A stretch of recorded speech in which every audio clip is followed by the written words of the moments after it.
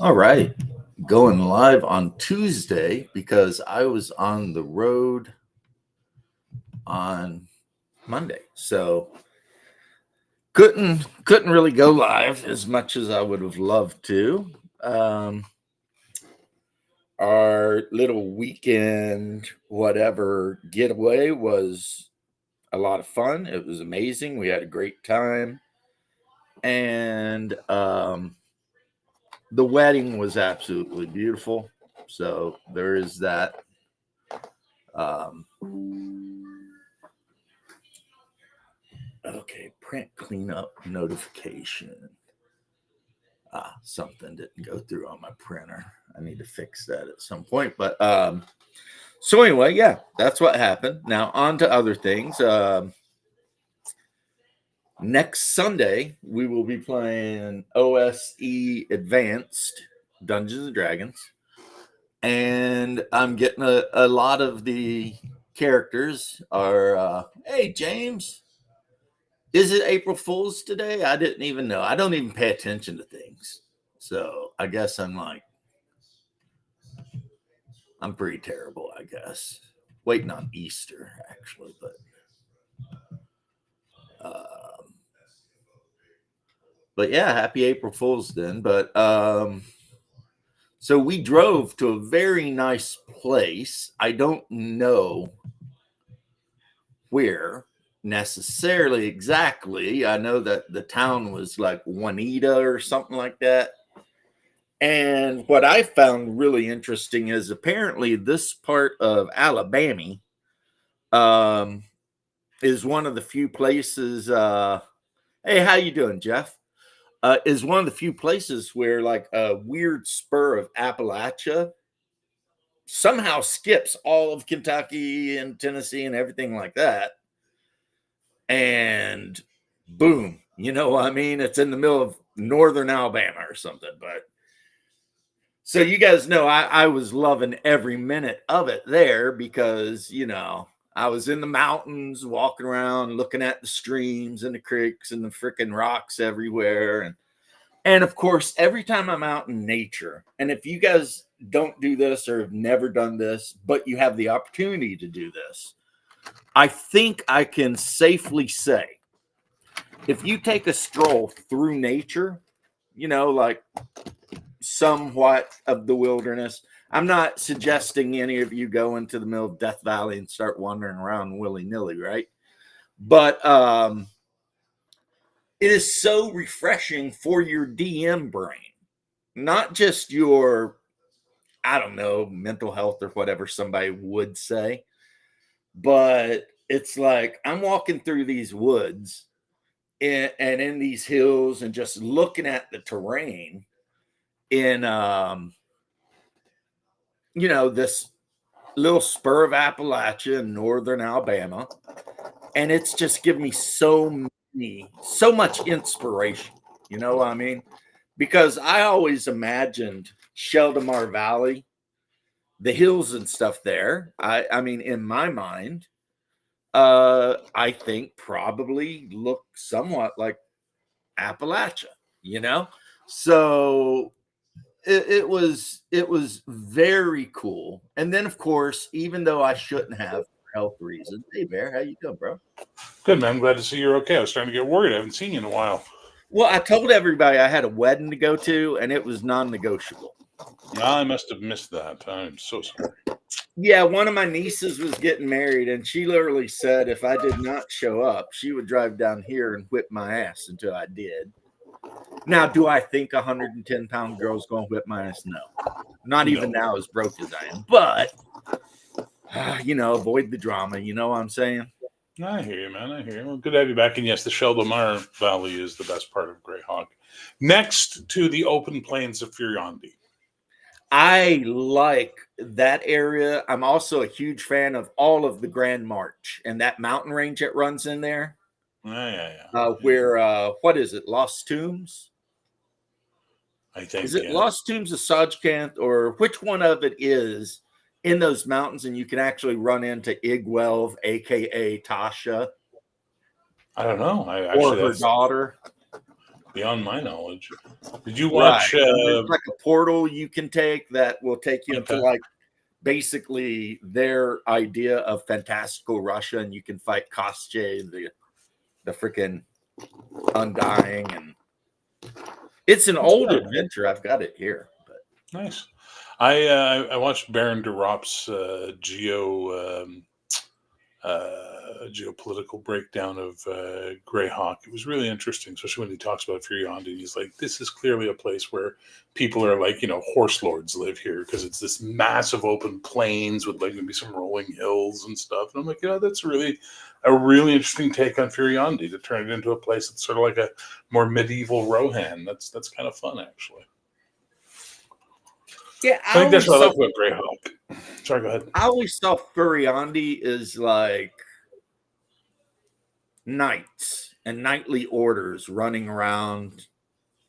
Yeah, but I mean, imagine knightly orders though, but give them like that sort of Rohan feel instead of Viking on a horse. Yes, but they're knights. You know what I mean? So like, it's kind of cool. Like I think that'd be kind of interesting. It makes them an interesting power in that area. Okay, so I see according to the chat, the mountain range I'm talking about is the Yatel Mountains. The Yatils, yeah. And Lost Caverns of Sajkanth is indeed correct. There like one of the daughters of Tasha's in there, and she's a vampire, and she's got this special lamp hanging above her that keeps her like torpid, or however you want to say it. And if you goof off, she'll jump up and start whipping your ass. Okay. And also it introduced the multi-legged lightning lizard. What's it called? Not the Rimharaz, the Beher, I think. The Behir, yeah, the Behir. And I love that thing. I don't know why. It's just a cool monster. I grew up on Greyhawk. The first campaign I played in was in Greyhawk. And we played Lost Caverns of Soskank and Soskank. How do you say that, right? However the hell you say it. Socanth. And we died because there's a Bodak in a room, and the Bodak killed us. Yeah, Bodaks. Not good. No. They're like the super undead from the Shadow World or some shit. Yeah. They'll just eat your souls. I'll swallow your soul. It's like, no, please. Swallow your soul, swallow your soul, swallow your soul. Swallow yeah. I'm sorry. I recently watched Army of Darkness. So. Dude, you gotta get an axe. Well, not just Army of Darkness. I did a whole Evil Dead thing. So I watched Evil Dead 1, Evil Dead 2, Army of Darkness. Then I watched the new Evil Dead and then the other new Evil Dead.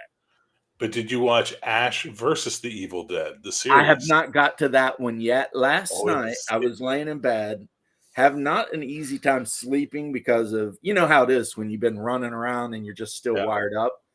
So I put in True Detective Season 1. Oh, yeah. Still good. And watched that until I passed out. I think I got 4 seasons in. So, I mean, I was up pretty late. Holy shit. But I mean, I love that. I mean, just the contrast between young McConaughey and young Woody, and then older being interviewed by the 2 other detectives. And it's like, it's just, I've said a billion times, probably the best season of TV ever made. I know some people, I don't know if it were you or whoever else, didn't like the end because they thought it was too ambiguous, but even if I didn't like the ending because it was too ambiguous. I've always said that. I don't like the ending of it. The rest of it, though. It's the rest just is amazing. Yeah. It opens so well with them finding that girl all trussed up. Like, I mean, it's such a good opening. But it is with the crown of antlers and the weird spirals and shit. Yeah. It's like, this looks like some weird shit. And lost my first character ever in the Lost Caverns, anonymously drowned in the lake. And James agrees that Ash versus the Evil Dead is a blast. Yeah, I got.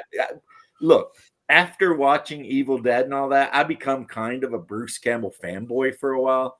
So I watched that Western series he's in, Nashville. Briscoe County Jr. Briscoe County. I mean, pretty much anything he's in, where he plays Elvis and he's fighting a mummy or some shit. Bubba Hotep. Yeah. With Ozzie Davis as Kennedy. I mean, he's not even like Would I argue that he's the greatest actor of all time? Maybe not, but is he entertaining to watch? Absolutely. Listen, I would give my left nut to be able to travel through time and make a movie with Bruce Campbell, Kurt Russell, and Bill Paxton. I don't care what they're doing. We'll figure it out. But fuck, can you imagine those three? What a watchable In any movie, that in would any be. genre. Yeah, it would be so watchable, you know? It would. Especially if you're talking about when Kurt Russell, was that the guy in The Thing? Yep. Yeah, Trouble in that's who Little I China, was The thinking. Thing. Yeah. And also Big Trouble in Little China. Yeah. I mean, Bill Paxton was an amazing talent. Oh, Bill Paxton made the second Aliens movie. Let's be honest. Oh, no. For me, it'll always be Near Dark. Oh, Near Dark. Yeah, but I'm saying of the second Aliens movie, Bill Paxton was the one that was like, he ate up the screen every time he was on it. Oh, yeah. And he was just such a smart ass. When Alpone's giving them all their orders and he raises his hand, I got a question. How do I get out of this chicken shit outfit? You should hear that shit, Hudson. Come over here. Hudson, come here. Come here. I was like, yeah, I've seen that before. Oh, shit, Not exactly son. like The floor that. is real cold. You want me to fit your slippers? Would you, Sarge? That'd be real nice. Look into my eye. Look into my eye. Yeah. Apone was the absolute badass, though. I was excited. It might be a Greyhawk chat this afternoon. It will be. Let's do a D&D movie with Kurt Russell, Bill Paxton, and Bruce Campbell playing characters in Greyhawk. There you go. What a movie that would be. Oh, man. What a movie that would be. You could have Bruce Campbell could be War Duke. Kurt Russell could be Strongheart. And Bruce Campbell... No, we already had him. Bill Paxton. Bill Paxton could be the cleric of St. Cuthbert. Oh, that'd be interesting. And they could just be wandering around Sheldamar Valley or the Great Kingdom or wherever, doing whatever. I mean, you would watch it. Yep. You know you would. All of you out there would be all over that. Because, I mean, no matter what they were doing, it would just be so infinitely watchable.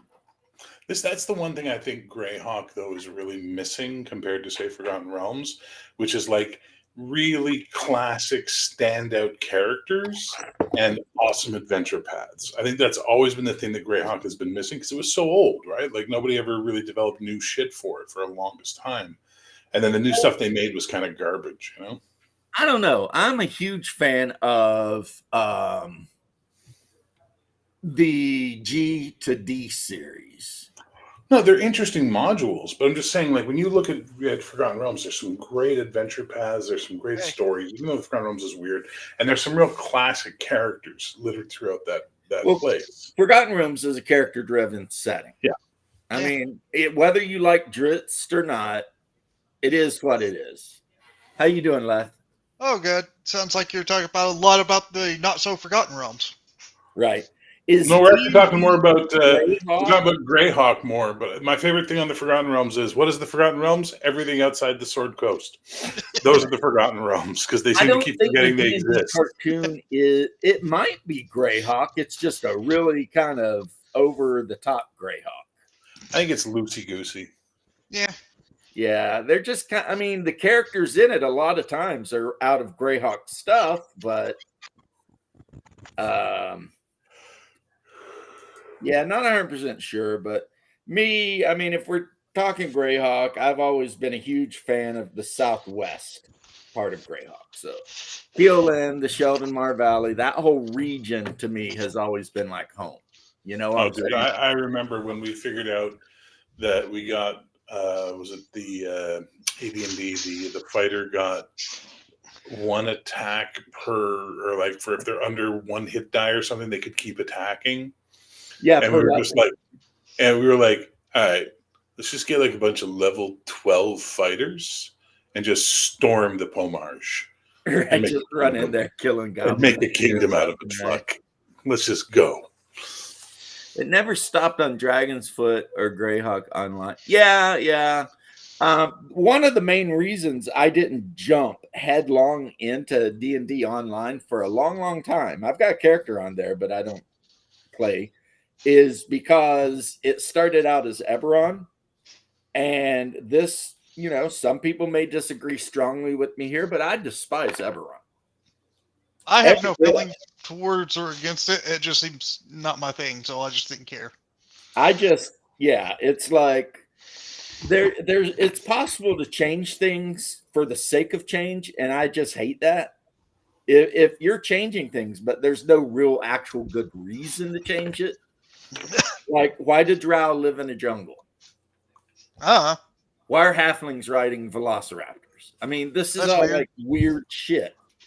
Oh, I mean, I don't know. I kind of like the idea of having a halfling ride a velociraptor. Well, you would, you freaking weed. Yeah, Eberron was like, "Hey, let's play Rifts, but in D&D." Well, technically, I mean, you could have a halfling ride a velociraptor in base D&D. Shut up. It'd be weird, but seriously, shut up. Nobody wants to hear about that. I always saw Eberron as, hey, let's play Tauslanta, except we're not mature enough to actually play Tauslanta. That's fair. But we're going to and then people would say you're spelling Earthdawn wrong. So that, normies can play this. And then Wizard of the Coast is going to push it because I don't know why. Because no one wanted it. It was like Wizard of the Coast was like, hey, check out this new campaign world. Eberron, yeah, you'll love it. And everybody's like, no, we want more realms. We want more. Yeah, it's from our contest. We had a big contest to have a new setting, and then we went, and this is the one. And then like 4 or 5 of the guys who didn't win but were like finalists published their settings separately, and all were vastly superior to Eberron. Right. Right. We had a contest. It's like, yeah, but who voted on this? I don't know who voted on that. I don't remember voting on this. But that was a different time. That was back when I don't know if people still do it, but you could go on and vote like on InWorld for like your favorite streamer and your favorite game and second breakfast dinosaur eggs. Yeah, with sausage and tomato. I think my favorite setting has always been Flan. Well, that's because, I played a lot of it, to be fair. Early Forgotten Realms was good. Yeah. I didn't care for Fandelver. Yeah, what is steampunk noir? I don't know. I mean, Key and Peele make fun of steampunk, like hardcore. They got a whole skit where they just ridicule steampunk, Because like one of them becomes into the steampunk stuff and he's like wearing glasses with gears on him and he's got a hat with like a cuckoo bird, and the other one's like, what the hell is wrong with you, man? What's going on? He's like, oh, I'm into the steampunk thing now. So, every now and then those guys are hilarious. I love their slave auction one too. Yeah, that was kind of everyone funny. Gets involved with them and they start getting pissed. To bring it back onto Greyhawk, did you see the new Greyhawk map from the 2024 DMG? Nope. No, I have not looked at anything 2024 except what I see on other people's channel. In the DMG, they put an insert of Greyhawk in the back cover, like you can pull it out, a pull-out map. And oh, that's neat. It's like the default setting in the DMG, I think. Well, I mean, they've ruined everything else, so they might as well.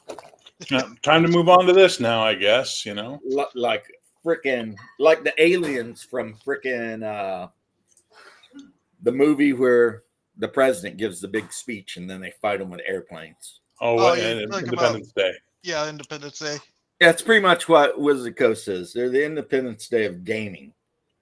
They're those aliens. They just go from world to world, destroying and sucking up everything good. And then worse than vampire LARPers. Hey, calm down there. Slap ass skits, a favorite. Key and Peele were really funny, guys. New Greyhawk map is a travesty. Big Vic, how you doing, bro? Like I said, I haven't seen it. When I played Greyhawk, I used the Darlene map. And there's another. I finally got a copy of like the ultra realistic one that come out of the Dragon magazine. Oh, dude, I finally got a copy of Darlene's Haunted Highlands map from Castles and Crusades. I got to put it up on my wall at some point. There was a period when they were doing the adventure path. It was like something of the worms or whatever. Mordkainen was like raising a lot of problems from the freaking desert and all this. And every issue of the Dragon magazine had like 1/4 of the Greyhawk map.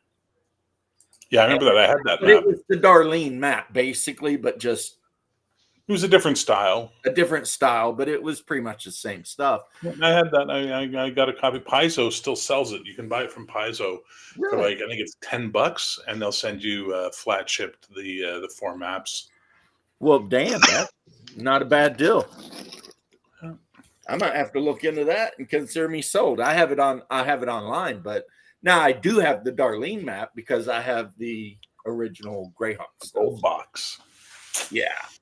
But usually when I'm at the table, I'm using the Gazetteer, the old one that has all the shield heraldry around it.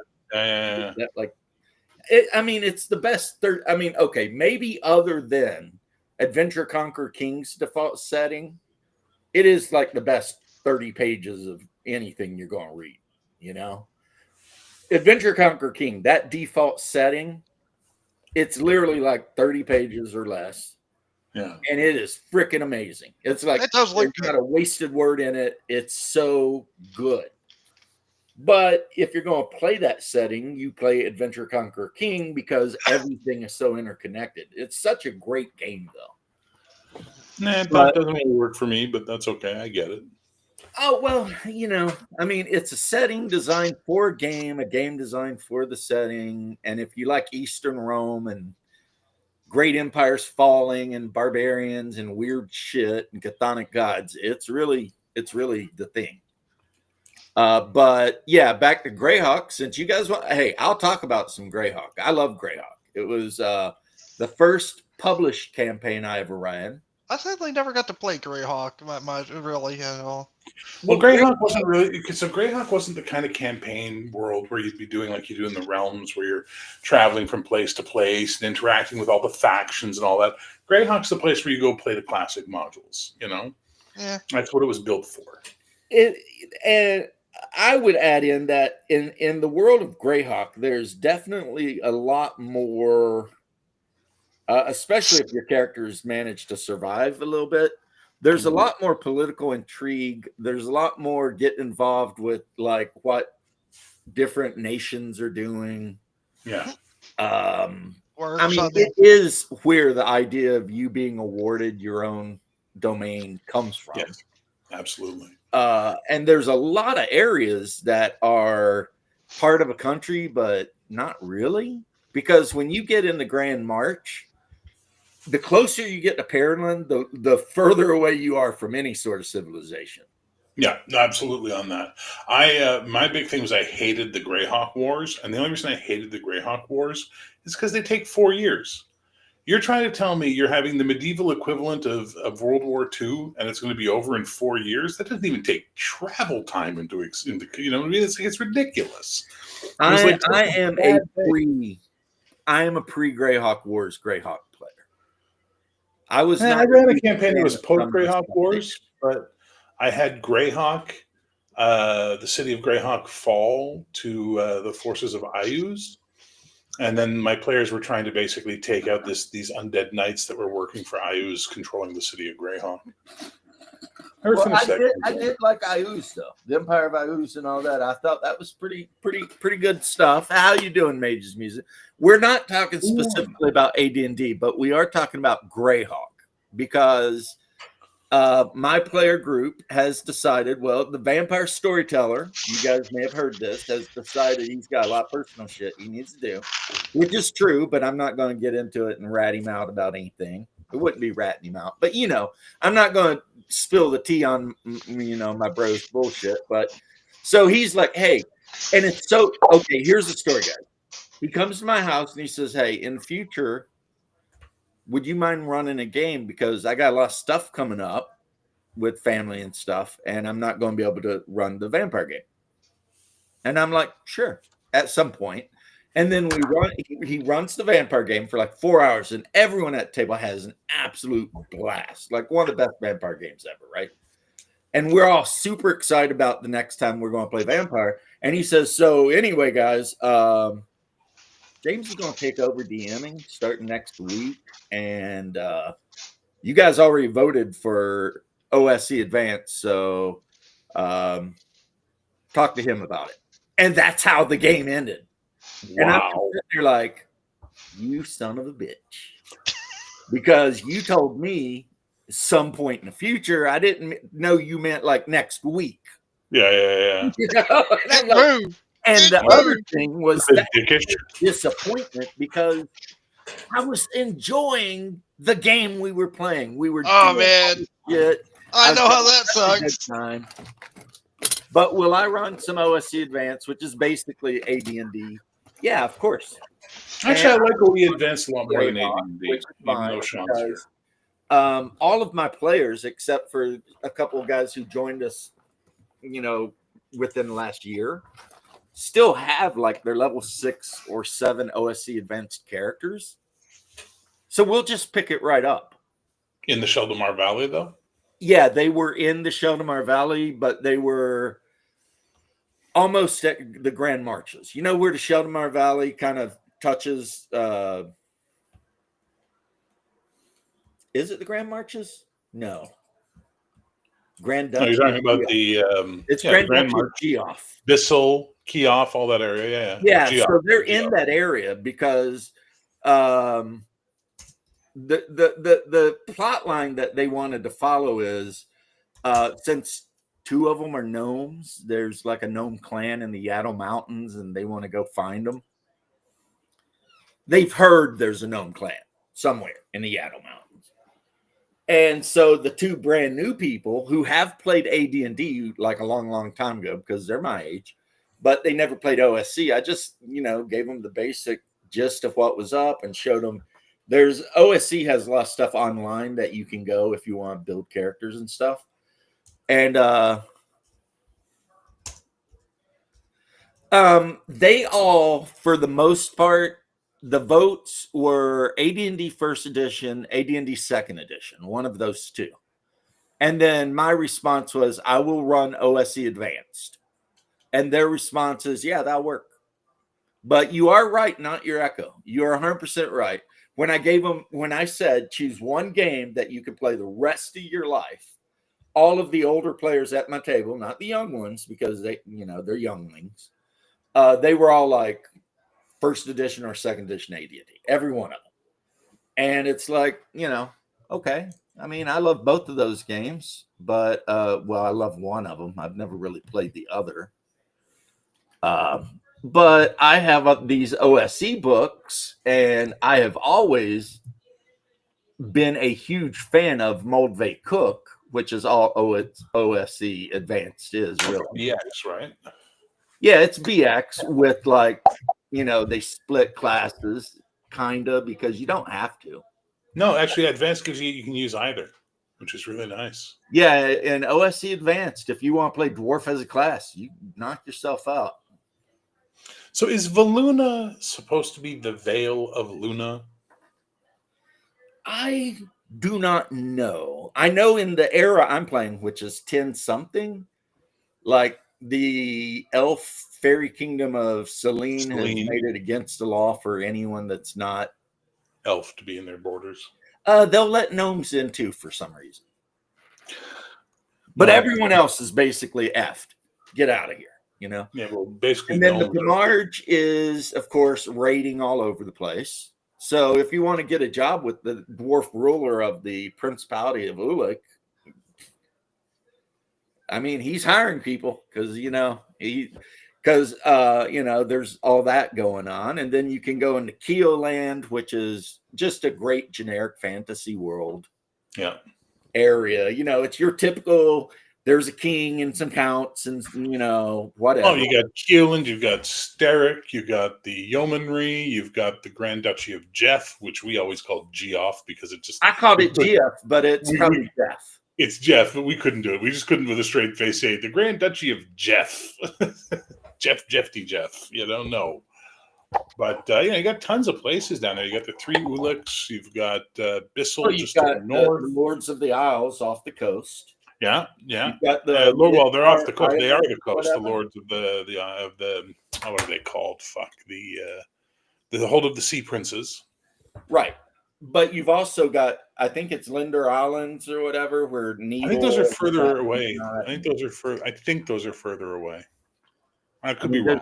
What's the longest campaign I've ever run? Probably about 7-8 years. And also, it depends how you count it too, because I'm starting to run this OSE campaign, but it's a continuation of a campaign I ran a year and a half ago or 2 years. Yeah, no, dude. Looking at the map, the Lordship of the Isles and all that stuff is on the other side of the Scarlet Brotherhood, so not even close. Oh yeah, so yeah, and you don't want to go anywhere on that peninsula. Good God, Old Harry didn't try to be too subtle about what was going on over there.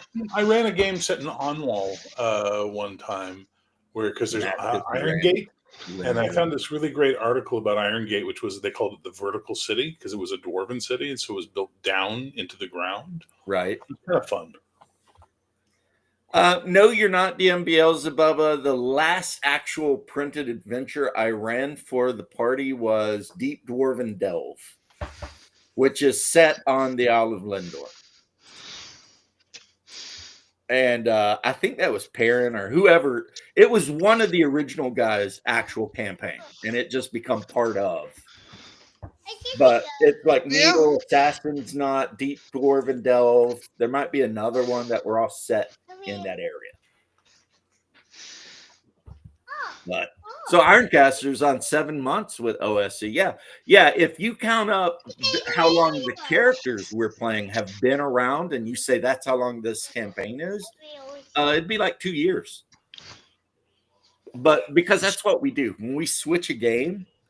Usually we just take the characters from the last game, put them in the rule book or something, put that aside, do whatever we're going to do for however long. Like we've been playing Vampire for a long time, really, 1.5 years. It's been a while. But anyway, and then whatever game we're going to play, if we've already played it, the players get the option of, do you want to just pick up where you left off with your level 6 and 7 characters or start all over? And usually we're all like, let's just pick up with these guys because we had a lot of fun with these characters. We know what their deal is. A lot of them already have goals and stuff set up that, hey, there's Let's nephew. Yeah. So, I mean, it's easy as the DM Carson, because say hi. Already know what they're doing. Say hi. He's like, I don't talk to strangers. I'm not dumb. Stranger danger. Yeah.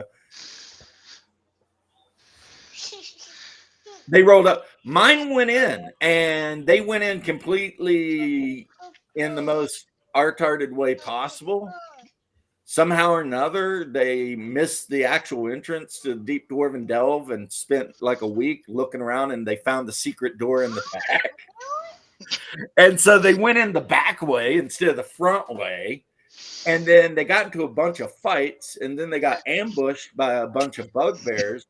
But instead of fighting the bugbears, they paid them a shit ton of money just to leave. And there was a lot of bluffing and whatever, like, we're going to kill you, right? You might kill some of us, but we're going to kill all of you. So here's the deal. We'll throw you the stacks of gold coins, and you can wander on to wherever you want. And the bugbears, we checked on the reaction roll, and the bugbears are like, yeah, we'll take the money. Kind of like dying ain't much of a living, boy. So the bugbears moved on out, and then they went down to the bottom, and then they were getting their asses completely wiped by the devil in the room with the big Moloch statue. And one of the players challenged the devil to a competition, and I agreed to go with it because I like the pick of destiny. And in the end, they chose their cleric to have a dance off. And it just so happened that the cleric, my wife's character, had the dance non-proficiency. And she rolled a natural 1 on her proficiency check. So it was like, wow. Because she had huge penalties. This devil was great at, he could break it. You know what I'm saying? But so the deal was the devil would just leave him and go back to hell, which it did. Going in the back way is the only way to go. Big Vic, you must hang out with a special type of lady. Goblinoids are lazy and greedy by nature. 100% fact, Bubba. Kind of like most of the people I know in Eastern Kentucky. But anyway, and both of them will eat you too. If you know they don't know. Oh no! Look, Mhm. a cookie. No, a cookie. Did your nephew just say Kofifi? I do not know. What- what's He going makes his on? own words. What is happening here? So I just 3D printed an encounter, which is a bunch of slaves, a slave master, a big barbarian bodyguard, a troll, a couple orcs. So at some point, I'm going to have to put that in my random encounter chart that they'll find a slave train moving from somewhere to somewhere. And of course, being that all the characters are good guys, I feel slighted. You're never slighted, Bubba. You know me and you. We're the same peoples. You're my tribe. Left lives with Ewoks. That's not possible, not your echo. They would have ate him by now.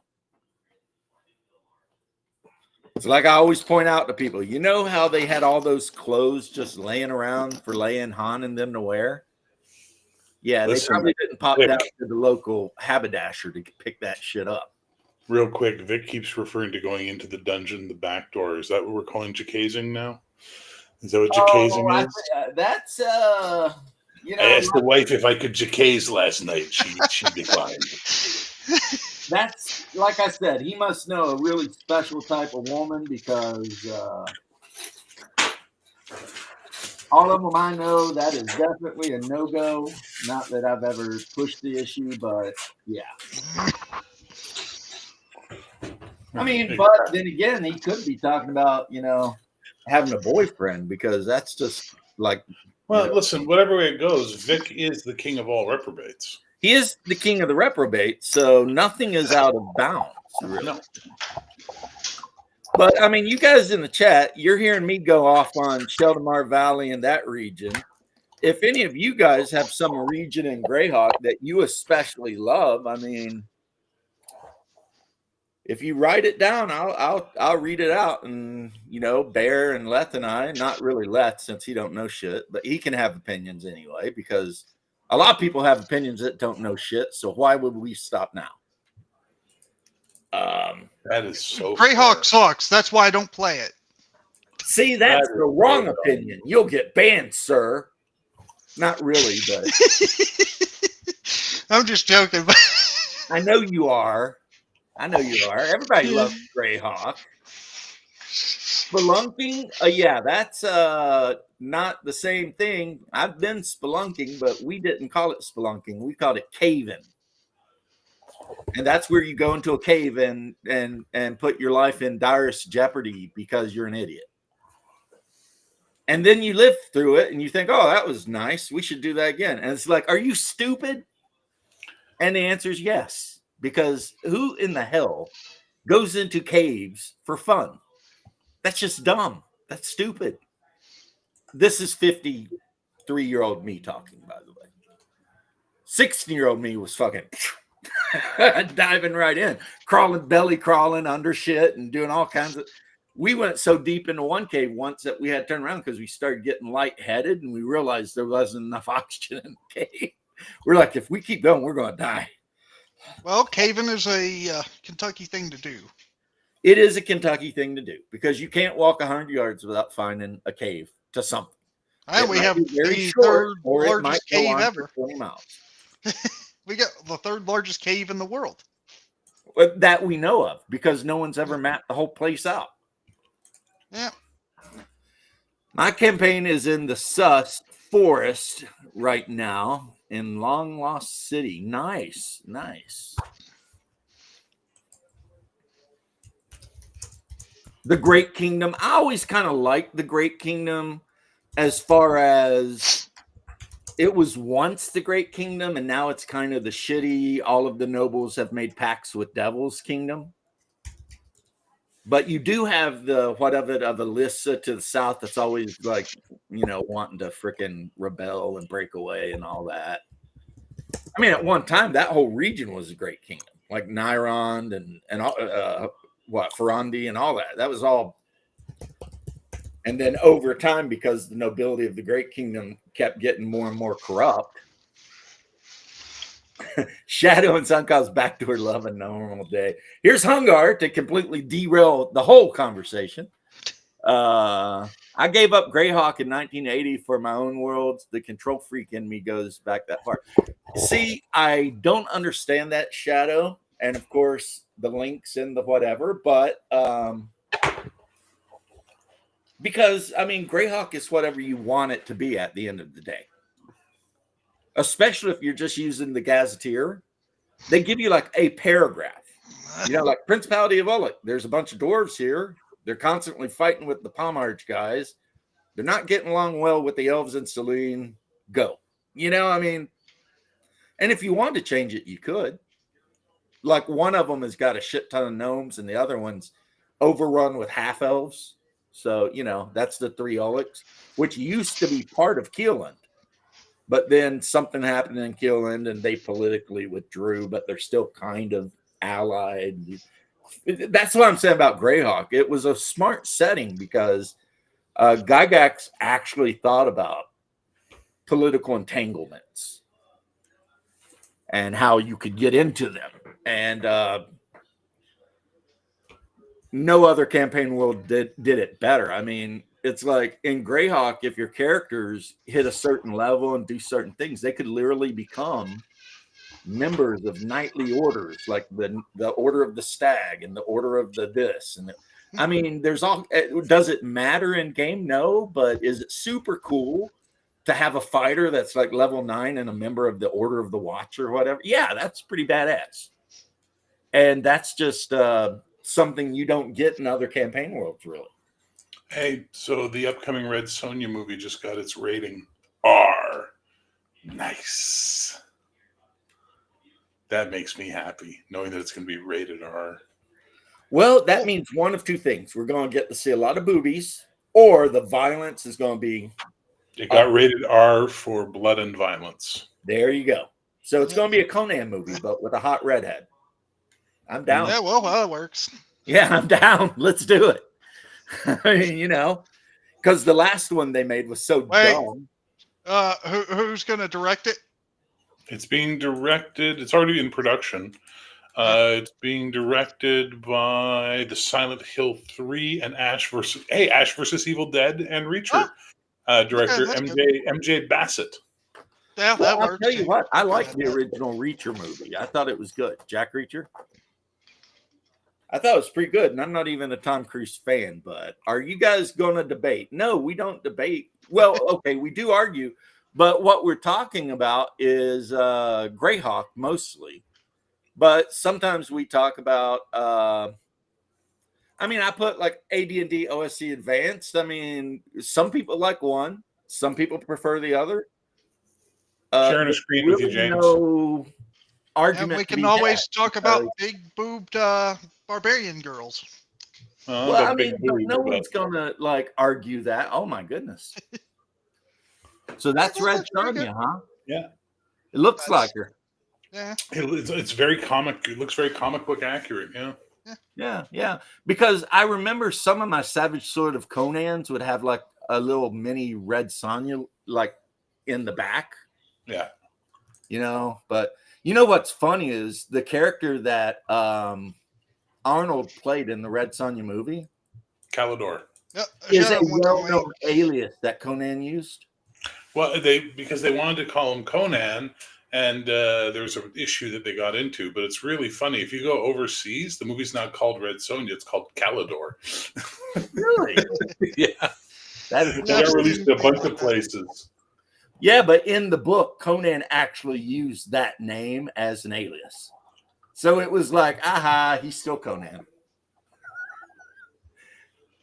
So it's so lame, but whatever. But yeah, Red Sonja was cool. I mean, Balette. I mean, Conan hung out with all the coolest chicks, really. You know, Balette, I always love Valeria from the first movie. The one black lady from the jungle that he kind of had a thing with, the Queen of India. Geesh. Yeah, all of the women he hung out with were just badasses. Well, I mean, Xena, I'm not going to lie. I liked the Xena stuff. And I thought that Lucy Lawless was absolutely amazing when I was young. Weird thing is, I only way know more into about Callisto. Xena because of the N64 game. I just thought Lucy Lawless was hot as shit. That's all. I didn't know For much me, about it was Xena. always Callista for me. Callista was like crazy blonde. Oh, I'm in. But Exactly, Bear.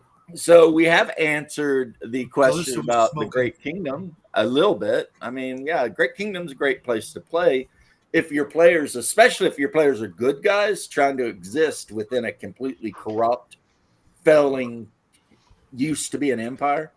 See, I always did the Malachite throne as being taken over by Cthulhu. So it's basically like, you know, they're being slowly corrupted into like Lovecraftian stuff in the Great Kingdom. You know, that's canon too, because there for a minute, Cthulhu was in AD&D. Because the original deities and demigod had the Cthulhu mythos in it. It And also now had Cthulhu's Conan. open whatever anyway, so anybody can throw Cthulhu. It also in. had Conan, Lankmar, Melbourne, Melniboné, however you pronounce it. Melniboné. I don't know. I love the way everyone has a different pronunciation of that fucking word. I knew a girl who made a character named Melody Bonia after it because she couldn't pronounce it either. My Elric GM who used to play Stormbringer, he called it Melniboné. Then I saw a YouTube guy call it Melniboné, and I was like, okay, that's kind of weird. Yeah, Hudson Lake was so fucking hot as Callisto. Oh, Those my God, eyes, man. She just had the craziest freaking eyes, didn't she? Oh my God, those eyes! Ugh! You guys. Shut up. I don't even know. Like this is probably She's before my gorgeous, and time. I'm not really into blondes, but she was just stunning. She had everything going on: the right build, the right haircut, the right eyes, everything. Hudson Lake as Callisto was, And that evil grin. Oh my God! Ugh. I also like the chick who played Aphrodite. She was really good. She was more on Hercules than she ever was on Xena, but she was really good. She played that role. Don't remember really her. well. Blonde, huge tits. Was always wearing a Mage's baby Musing doll. agrees with you, Bear. So I guess the Canadians got a type. Yeah, I have a type, No, James. what You know the what my regular type is viewer called? just caught it at the right I'll tell you moment. what my I type guess. is. It's 55 years into life coming up on my 55th birthday. I've looked back at all the women I've dated and been with, and I figured out my type. You know what it is? Women? Female. Yeah. No, I That's definitely my have a type. I definitely have a type. Yeah, Mage, I watched both too. And yeah, they were campy, but you know what else I watched? Which this might be. I watched the Conan series. I never got. They didn't air it where I was, so I never got to see it. Yeah, That big that's the goofy one guy with that was what's Arnold his name? Schwarzenegger's like workout buddy. The Rolf, whatever his fucking name is, Rolf, Iron Face or whatever the hell that guy Yeah, is. and he's just running around like it's The campy. It's pictures dumb. I've seen of the Red Sonja on that show, she was a smoke show. Well, like Yeah, and just like that, all of our Red Sonja comic books became relevant again. Good luck finding the paperback books at $100 a pop, though. I think that Bear does care if they're alive or dead. No, I do have a would preference assume. for Pulse. Yeah, it's a thing. I enjoyed Hercules. I enjoyed Xena. I did too. That was good 90s TV. You know what I mean? Ralph Muller. Ralph Muller. Yeah, who is about a foot taller than actual Arnold Schwarzenegger. He's a fucking big guy. And they had like the little, what's the proper word for him? A dwarf? Midget. I know there's a difference between the two. It's like one's anatomically correct and the other one just has short arms and legs. But their body and their heads like normal size. Regardless, he was on there, always running around being the thiefy guy. And then they would just wander around and help people and fight the evil wizard. I mean, was it low budget? Absolutely. But it was just Ralph Muller rolling around with a big ass Conan sword, doing Vic's. cool. I liked AD&D, so I was watching that shit. Yeah. Hey, by the way, Nick's whole thing about the live dead, because I said female with no qualifiers, is a clear sign never to use a fucking wish in one of his campaigns. Because he's going to be looking for the way to fuck you. But Bear would take them at 1 hit point. Remember, in AD&D, not Eureka, 1 hit point means you're still ready to fight. Yep. It's not like there's wound levels. As long as you got many 1 a hit game point, you can still go down. or many a battle was won by a guy with only 1 hit point left. He said female, no qualifier. See, Big Dick, I like Bear, so I give him the benefit of the doubt on things. Yeah. I'm going to go with I didn't think I needed to qualify state of consciousness or life.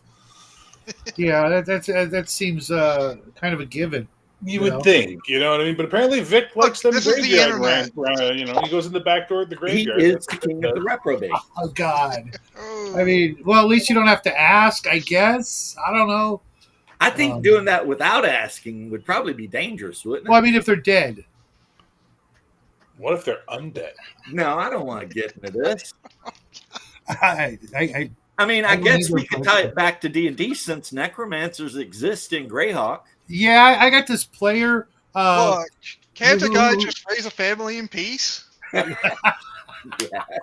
I get this player in my have my revenge. You have my sword. You have my bow. And you have your brother. Wait, what? What? No.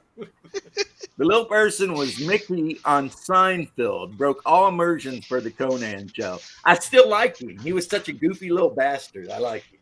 I get this player, guys, in my AD&D game who sticks to the fact that all the healing spells are necromancy spells, because technically in AD&D... Well, they're reverse necromancy spells.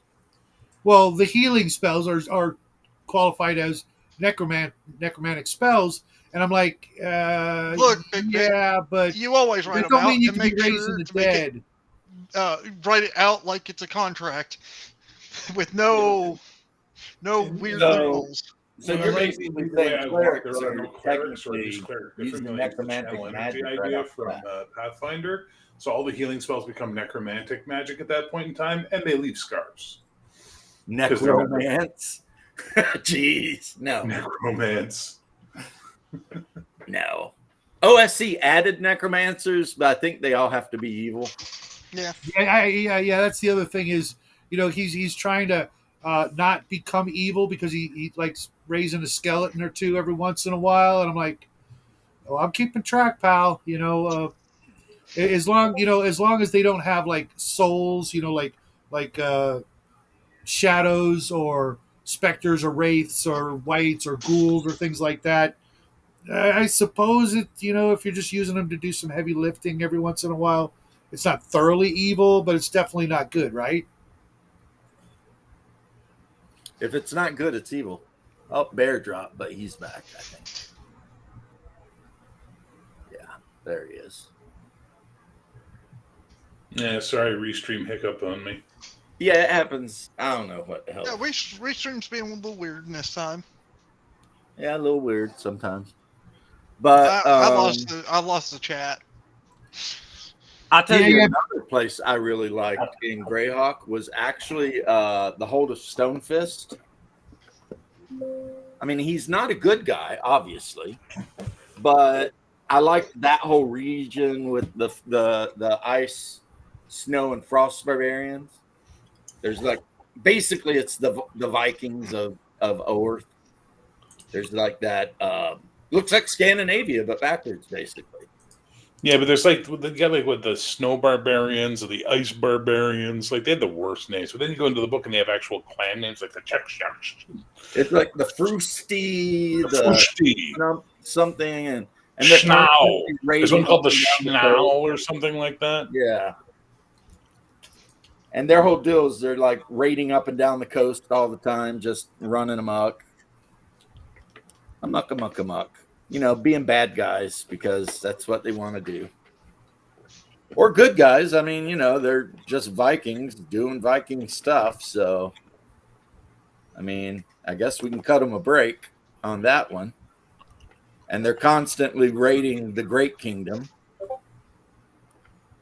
But, yeah, I like the West. I like the region around the Hell Furnace Mountains, the Lort Mills. That whole area, for some reason, has just been.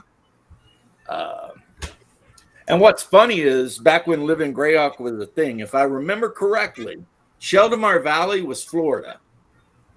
Like, because if you joined Living Greyhawk, which I did for years, whatever state you were in would be your region, and the Ulix was Florida and Killand was Kentucky.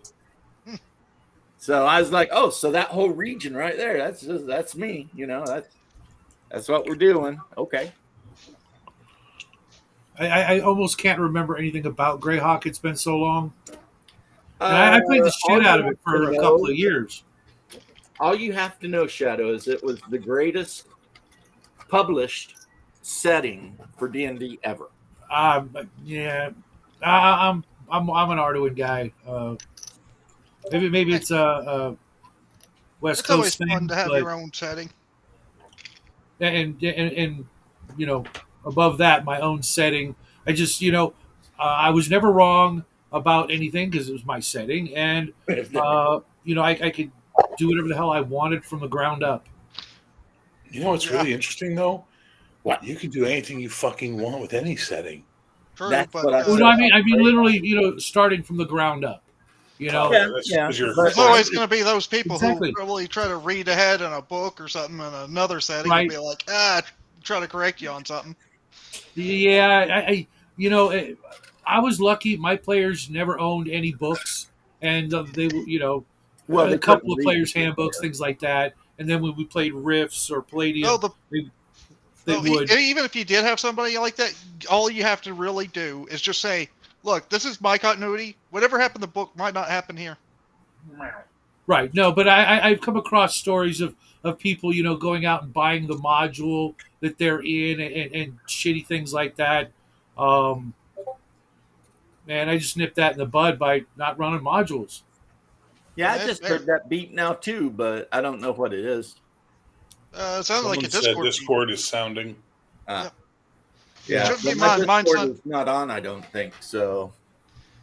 Yeah, It's- Mine will it's not usually mine. not. It's not mine because I don't have Discord on. but yeah, Mage's Musing. That was a funny play on an '80s song. I love it. It took me a minute. Upgar is a bullshitter because he always plays dwarf warriors that are lawful good. So don't listen to him. Or dwarf clerics that are lawful good. But he plays Those are the berserkers. How best. can you be a lawful good berserker? He played a battle rager one time. Oh, okay. And I think they can be lawful good. They're just Val Ragers. They're just crazy.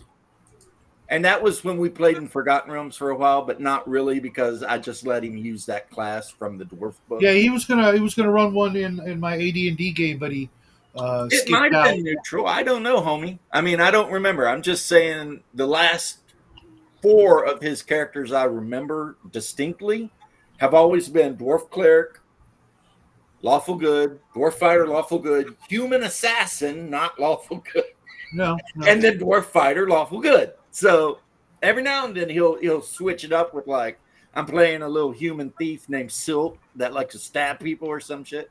But Yeah, I went out and bought him the second edition complete book of dwarves, just so he'd have it to be in my game, and then he noped out.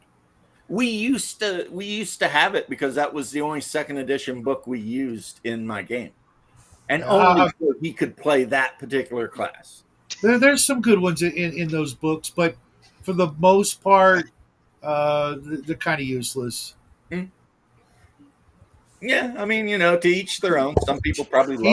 Even my what I thought was going to be my favorite, ships in the sea, completely useless. That book was just. I lied. I have another one of those books, and I still have it right now. It's the Castle book, I need that one. the gray one, where That's it what like I'm gonna- goes into there's super something I do detail wanna know. about building castles. In D&D, is there any good naval, module, or is it just Yeah, there's one I was just looking at. I don't know if it's good or not. Murky Depths or something like that. It's like an entirely underwater adventure that I was more thinking like a piratey adventure, or stuff that deals with that kind of thing. Yeah, Oh, but have you ever heard about Shadow and Son's amazing Butt Pirates of Gay Water campaign? Dude, that game's been running 15 months. I've got Cal Vanoni, Off Grid, So at this point, Max people have Thompson, leading records some of the greats out there, and they haven't noped out. So, just saying, man. because I'm you just have your saying, game the it's same Butt night Pirates that of we Gay have Water. our There's game, nothing wrong with Shadow. that. That's what it is, Shadow. You run your game Sunday night. Guess who else runs a game Sunday night? Who? You. Yeah. Sunday's like the So only night. the guy who is my younger brother by 13 months had to make a decision, and I'm sorry, we love you, but you're going to lose that one. Yeah. I didn't realize that. Like I literally have known him since he came out of my mother's womb. Right. I get that now. I didn't even think about that. We've been through thick and thin. We fist fought. We, sometimes each other, sometimes other people. You know what I'm saying? What kind of Catch brother you is later, going to brother. fight? Enjoy your company. Not bro. from experience, but I do understand. Right. My brother was an ass, and I hope he rots in jail. Well, I've got a lot of brothers, so I've got those too. So whatever. I only have one brother, so it's like, I think the last count, and Hungar could correct me. I think I have 7 siblings, wow. but like 3 or 4 mothers. But me and Hungar share both. So a bunch of half siblings, really. Yeah, but I mean, if you lived with them for 10 years of your life, I mean, Yeah, I get it. There'll still be the familial bond. Not saying there wouldn't be. This might sound crazy, but there are people I've never met, but I talk to every day that I feel closer to than people who are blood related to me that I haven't spoken to in 15 years. Yeah, and maybe I that's know what you mean. A lot of the guys, here, etc. I'm hoping to meet. We were just talking about it last night on Bloodworth's channel. I'm going to be running a convention. It's probably going to be early 27, maybe late 26, and I expect each and every one of you guys to show up. Yeah, you live as far away from me as you could and still be in the lower 48. No, it's gonna be in Texas. Oh well, okay, that's not as horrible, but no. I mean, the only way it could be further is if you're like, I'm going to have Hawaii. It's going to be called Barrett-Con up in the Bering Plateau of Alaska. like I said, Hawaii, but there's no room left in Hawaii. Yeah, or Hawaii. So it's like, what? And yeah, can you imagine the airfare and the price of a convention? And I just wouldn't do it. I mean, yeah. I've been talking about the Minnesota thing, and I doubt I'll be able to do it. But I seriously was considerate there for a while when Hungar was feeling better, and he was like, maybe we'll drive up. I was like, but then he had a relapse, so Hey, he's still so kicking. proud. That's all that matters, dude. The other day, my wife was so proud of me because she gave me her car keys and told me to drive to the house and then come back and pick her up at the dentist office. But instead, I just drove around the corner and ate a hamburger at Culver's and sat there for an hour and drove back and picked her up. So she's like, so literally you drove 2 blocks. I was like, yeah. And she's like, why? I was like, I don't know. I got kind of nervous, man. I was like, damn. I mean, what if I pass out or something, behind the wheel and kill somebody? That'd be weird, right? That wouldn't be good. That'd be bad. No. Sorry, I can't pick you up. I'm in jail. What? Yeah, sorry, I can't pick you up. I had an event and went unconscious and killed a bunch of people. So sorry. Yeah, don't do that. Yeah, don't do that. No. But I let her believe what she believed for a little while, and then I finally told her. Actually, I just went to the Culver's and got a butter burger and some onion rings. That sounds pretty damn good. I'm pretty freaking hungry. Man, I wish there was a good burger place where I live. I've discovered I make the best burger out of all the places I could go and get a burger. I'd rather make it at That's home. usually, sadly, the point of the issue. Damn, I want a usually burger make it. now. Yeah, me too. Half-pound burger, grilled onions. Oh, yeah. I want a good bacon cheeseburger. Yeah, No, that sounds I can't have bacon right now. I gave it up for Lent, but Yeah, well, that's what you get for being a goy. Easter's Well, coming if he wasn't a goy, he couldn't have bacon ever. All right, so I think I've told you this before. My best friend in high school, Sam Kalman, his parents, Dr. Calvin Kalman, and his wife Judy, were like adopted parents to me, right? And we went to the Howard Johnson's restaurant one time and Judy orders was it a BLT with cheese, and Calvin's like, Judy, we can't eat bacon. We're Jewish. And she goes, my ancestors didn't survive Hitler for me not to enjoy bacon. Shut up. Yeah, but she made 2 faux pas. Well, it doesn't matter. She laid down the law, and that's all that mattered. She ordered the pork, but then she ordered dairy with the meat. Yeah, exactly. She didn't give a fuck. So she was just like, F it. Yeah. And you know what she was? You know what she taught at Concordia University? Holocaust studies. She, this woman was like a smart lady. Sadly, she passed on from cancer about 10, 15 years ago.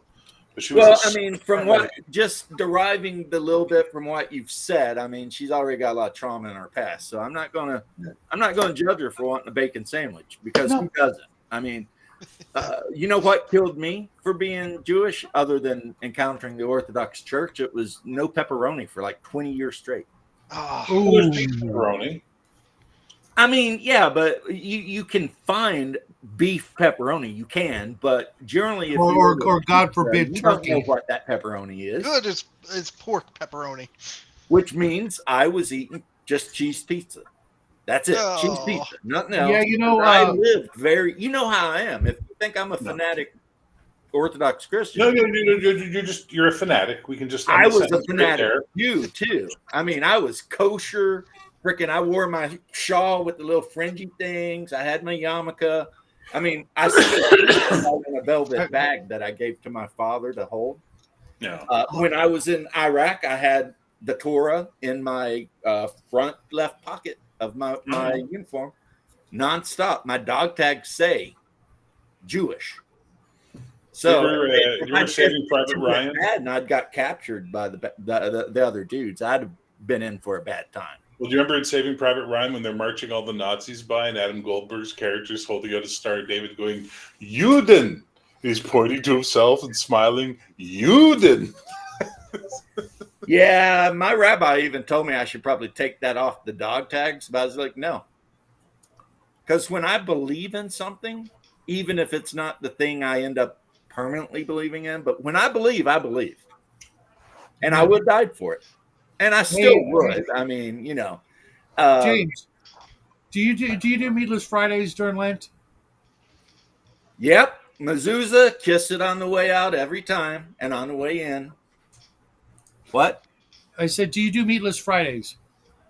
I do when I remember. Okay. See, we do that, right? Is nothing is compulsory, and also if you have like diabetes or any other illness, then you're automatic. You don't gotta get a letter from a bishop or something. You're automatically granted clemency towards things. So if you're a person that if you don't eat enough of whatever, you'll pass out and die. Like no priest ever will judge you on that, because it's like that's whatever. good. Like if you go to our church, we don't have pews because it's Russian Orthodox, but they have a whole line of chairs in the back. So if you walk in there and you're old, your leg hurts, something, you sit down in the pew, sit down in a chair, relax, because it's supposed to be a good thing. Yeah. It's not about following rules and mindlessly, in the hope that you can buy your way to heaven, which you cannot. Yeah. It's a good thing. You go in there, you live your life. You're supposed to look forward to it, right? For all the right reasons. Well, I did have on the door frame in brass, George, screwed right onto the door frame. Yes, of course. Well, when I miss it, I really I've ate more gefilte fish than any human being should ever have to. I'm sorry to hear that. When we do Meatless Fridays, check this out. They do not want to do pizza, like cheese pizza. Fuck that. They would rather have bean burritos. Can you believe that? I can't argue that. There's nothing wrong with a good bean burrito, man. Yeah, it's not my favorite, but I can say it. Yeah. Yeah. But after like 6 weeks of every Friday, it's like. But I don't understand the anti-cheese pizza thing, though. Yeah, I can eat a cheese pizza too. Which, like, hells yeah. Bad. Yeah, it's literally like Jackie's favorite kind of pizza. Yeah, we're just talking about food. Because like most people don't realize that like when when they make a cheese pizza, it's actually not just a pizza with nothing on the top. It's usually like either extra cheese or maybe they'll add other kinds of cheeses. Yeah. And I'm like, heck yeah. Can I get a cheese pizza with like pepperoni on it? Because it's actually better. You know what I I'm mean? sorry, but I was raised by a New Yorker from Queens. Our cheese pizza is flat and big, and if you can't fold it, you're doing it wrong. Yep. That's how it is. Yeah. Nope. Whatever. It's a thing we do here too. It's just an East Coast thing, man. That's Yeah, another it's thing I wish we had it is what it is. a better choice for, because pizza here is not that great either. I mean, the best we got is You're in Mr. Kentucky, Getty's. bro. You should be eating soup, beans, cornbread, maybe some spare rib. Ribs are good. Is Oh, we got really some not good a thing ribs. for you. Come on. My grandma makes some really good ribs. Not that I'm trying to like stereotype, but I am, because I grew up there too. And I was 14 before I had pizza. So, we ate. Wow. We The ate biggest thing we beans had and- was fried chicken. That's all we usually had, Oh really. yeah, we had By the time I was 14, I probably ate more than 1,000 pizzas. But you're from My time. Cali, man. Well, my Either first that or word was squirrel. pizza. According to my baby book, my first word was pizza. And I used to run home for school lunch. Instead of having lunch at school, I would run home, throw in a couple of frozen pizzas in the toaster oven for like 4 years straight until they wouldn't let me do it anymore because I moved to another school. The first pizza I ever ate in my entire life, I'll never forget it, come from a Chef Boyardee box that my mom Oh, made. those were good. I used to love those. I didn't know about that. That's a thing. It Yeah. still is. It Chef still They is. had, Boyardee, but I the never seen flour it. you needed and the sauce and Yeah, the but cheese, the and only you put it problem on was the the only flat cheese pan they and- gave you. The only cheese they gave you was Parmesan. Yeah, that and you would put it suck. on a pan and you cook it and then you cut it and square. Although I guess if you really wanted to, you could just get another cheese and just sprinkle it on there. That's what we did. Oh, you we could did. do anything you wanted with it. It's just the base pizza. We usually either get like Tombstone. There's Tostinos. Those are weird. Party Tony's pizzas. are terrible. I wonder what part of Greyhawk you could order a tomato pie in. I don't know. Because, I mean, that's what a pizza is. It's tomato pie. The place south of the Great Kingdom. Alessa? Yeah. I mean, I'm kind of wanting to talk about pizza, but also make it game related a little bit. I guess that's fair. I mean, there's got to be somewhere in Greyhawk where you could order.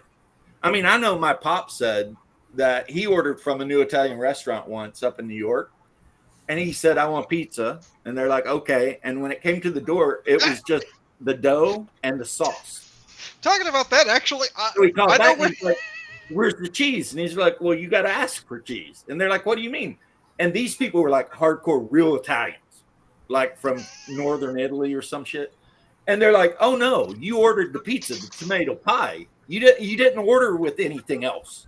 So you get the tomato, which was the sauce made out of crushed tomato with basil and all the stuff. I mean, delicious anyway. But but if you want anything else on that tomato pie, you ask, because it comes as tomato on top of pizza dough. That's it, And That's apparently weird. that's the thing. But actually, talking about that, my game, all we'd have to do is go to Margot, the. Oh, your game is crazy though. You got TVs and you watch Home Shopping Network. I'm not lying. Is that a thing? I thought that I didn't. I thought that He's went not the lying. same way as Dial a Psychic. No, we had a god of chaos. Like, it was like the trickster god gave us like a couple of TVs for a job we done for him. So I'm not making fun of anybody's game except yours left. No, I'm lying. and I don't care. It was weird. It's hilarious. I didn't expect it. I think Humgar, you're still in the chat though. What is your actual favorite part of Greyhawk, and what's your actual really favorite character type? Which we're still helping one of my players figure out what he wants to play, because he's played AD&D, and he keeps this player is so nice. He's like a pure Southern from middle of Georgia gentleman. So I'm like, here's what you get to make your character. You get to start at this level. Hey, Dean Powell, how you doing, bro? Long time. And Even he's fun. like, he's constantly putting in our game chat, because we have our own text chat Fair. for my players. Yeah. And he's like, well, what does everybody want me to play? Human fighter. And everybody's like, dude, just play whatever you want. And they're like, well, I mean, but what would be best for the party? And they're like, well, we've got a couple fighters, we've got a thief, we've got a cleric, we've got a ranger, which should count as a fighter, really. Yep. Another cleric. It's never. What bad about to have magic another users? cleric. I don't know if we have the magic user died and then decided to play a poof acrobat. But is it good? Is he In last new to game, they celebrate a successful dungeon run by going to a Chick-fil-A. No, James, Right. is he Okay, new to Bear. this game? Is he new to the system or anything? Because I'd probably suggest not being of Look. age then. If you've ever played AD&D, OSE Advanced is actually like right there for you. Maybe even easier. Oh, fair. I mean, you can play all the same character types. It's just instead of using the AD&D rules entirely, it's more like they took the Moldvay Cook Basic Expert box set and expanded it to include the AD&D concept. I'm just saying, is this guy new to the game, or is No. this like a? He Okay, played AD&D second edition all through college and blah, blah, blah. He's my age. okay, yeah. I'd tell you, You he know, probably he's could play a dating my mage. sister-in-law, so one day he'll be a brother-in-law. Yeah. And I really like him. He's a total nerd, just like me. He's worse of a nerd than me because he likes Marvel and stuff like that. And I'm like, I used to, but it's Yeah, not good anymore. get out of here with all that superhero bullshit. No one cares. Hey! I cut my teeth on so much of that. Growing up, comic books were easier to get than paperback books. The only comic books I ever bought was Poison Elves and Conan Savage Sword. And the only superhero game I ever played and loved was Villains and Vigilantes, That's still the best game. where I had a crazy character whose whole power was electricity. But in order to have electrical power, I had to be charged up by electrical power. So my character had to literally like run up to an outlet and stick a fork in it and then absorb all this electric energy. And then after that, I could do all kinds of shit. But So you were earnest. I don't know what that means. But yeah, if I Oh, wanted to throw lightning bolts or do any lightning shit, I had to actually. You haven't watched any of the Ernest movies? Mm-mm. Oh man, there was a movie called Ernest Goes to Jail, and it basically had him have superpowers by getting electrocuted. Huh. For no apparent reason. I mean, no reason. He just does it. The only thing I Everything remember gets about magnetized Ernest to him. He was And he on, could shoot he was on lightning out. commercials for that. That's What? what I remember about Ernest. He was on commercials. Oh yeah, he was in commercials too. I forget what he was trying to sell, but he'd be like, "Hey, buddy, you know." Yellow, and yellow. He done a uh, lot of things. Even shows. He had commercials for shows too, like MASH. He was a classically trained actor. The man had a he lot was of talent. he was a theater actor. But yeah, Dean Paul, we're just talking about the upcoming OSE game set in classic Greyhawk, being ran by me because the storyteller of the vampire game decided to screw me over. Yeah, no kidding. That was a dick move. Had a job interview today. I appear to be on track to a paid internship. Look at you. Because down, Nice, Dean. most internships I've heard of, there's no pay. You're just, going to work 12 hours a day. We got that's slaves for nice. that. So they're going to hire you, but Call kind of them not slaves. hire you before they determine whether they want to hire you. But you're going to get paid anyway. You know, James, I heard a joke about that. It's like, What? we got slaves for that. They're not slaves. Okay, interns. There. Yeah, basically, that's not far off. I mean, if you have to show up at a certain time and work 16 hours a day serving other people and don't get paid, I don't know what you call it. Yeah. Because even the slaves had the option to one day buy their own freedom. So, I mean, you know what I mean? But if you're an intern working at a big place up in New York, man, I mean, I guess you could quit, but if you're in college and you're trying to intern at like a newspaper because you're hoping to get a job, it's like, yeah, it's not all Peter Parker, buddy. And newspapers are kind of like not a thing Reuben anymore. sandwiches. I can't remember the last time I actually saw a newspaper. you'll see them here and there, I think. Yeah, I No, agree it's with weird. you, but I think they're dead anyway. Who cares? Yeah. There's just better, faster, quicker, better. Again, I said ways of getting information than waiting for somebody to throw the Orlando Sentinel on your freaking driveway. I mean, they finally stopped that because they realized everybody's just throwing the shit away. It's like you walk out, you pick it up in the flimsy plastic bag it comes in, and immediately goes in the recycle bin. So it's like, because there's nothing there I want to know about anyway. My favorite was still the hot minute where firms tried to make people pay for internships. Oh my god! Oh, God. Yeah, Well, that's what happened to my nephew, the one I brag about all the time, because he's a lieutenant in the Navy doing nuclear tech shit on a sub. He tried to get a job out of college as at a nuclear plant, and they're like, "Well, you need 10 years of experience." And he's like, "How do you get 10 years of experience working on nuclear reactors if no one will hire you unless you have 10 years of experience?" And so, what did he do? Yeah, he joined the Navy, went through nuke school, become an officer, and now he's on a submarine, which he said is kind of weird. They went on their first cruise, and he said when they dove, he could hear the hull creaking around as it was adjusting to the pressure. And he said, "Yeah, that's a little strange, a little strange, but strange. I'd be like, that scares the crap out of me. Hey, George, if you're looking for a kid-friendly game like that, I would recommend the original version of Chill. It was very low-key in the violence, not a lot of imagery in the book. Crazy expensive on the secondary market, and a nightmare if you actually want to play the fucking game because you have to pay like $6 billion to play it. No, it's not Not that all of us expensive. have it in our shelves there, Shadow. Not all of us have it. I feel a little envy there." Oh, dude, I wish I had a copy of that. I would. There's a lot of things in my collection I would give up for a copy of the original Paysetter Chill in the box. Really? Want to do yeah. a trade? Honestly, the shipping from you to me and me to you would make it unfeasible for both of us. It's insane. Well, I tell you what, maybe I'll bring it up with me for ClareCon if I can find a way to get to ClareCon, because I really want to. That's big on my bucket list. Never been to Canada. Canada, depending on where you go, is absolutely amazing.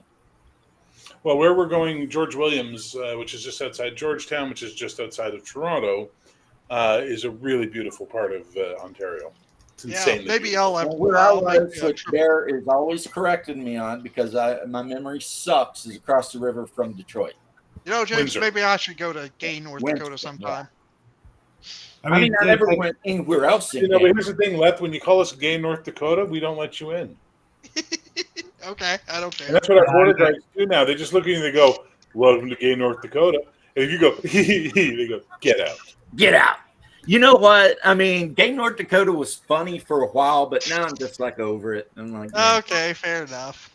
No, I'm not saying you can't say it. I'm saying the first time I heard it, I thought it was hilarious. I know it is kind Over of getting time, old I now. was just like, That's why I stick with my old trusty standby, Soviet Canuckistan. well, I do like Canuckistan just because Canuck, I think, is a French word for Canadians or something. No, Canadien is the French word. Yeah, Canuck where is does just Canuck come from? It's not Canuck, it's Canuck. Sorry, I'm from Appalachia. I don't speak English. That's fair. The term Canuck, meaning Canadian, originated from the Hawaiian word Kanaka, meaning man, and spread along the fur trade routes, eventually becoming associated with French Canadians and later any Canadian. Holy, so Canuck, whatever it is Canuck. a Hawaiian word. It comes from a fucking Hawaiian word. Isn't that fucked up? No, it's actually kind of awesome. Yeah, that's kind of cool. I was going to say it's kind of interesting, how humanity has been able to, I mean, it's Oh, weird. Hang on. There's another that says the term Canuck is slang for Canadian. Its first history and usage examples. Canuck was used for Dutch. What? Well, you know how those little Dutch boys are. So there's a debate. It's either this Hawaiian word, which is what the etymology says, and then there's the people who say it was used to refer to Dutch. One of the first uses of Canuck was the form of Canuck, specifically referred to Dutch Canadians as well as the French. That's weird. So weird. My country's stupid. I love your country.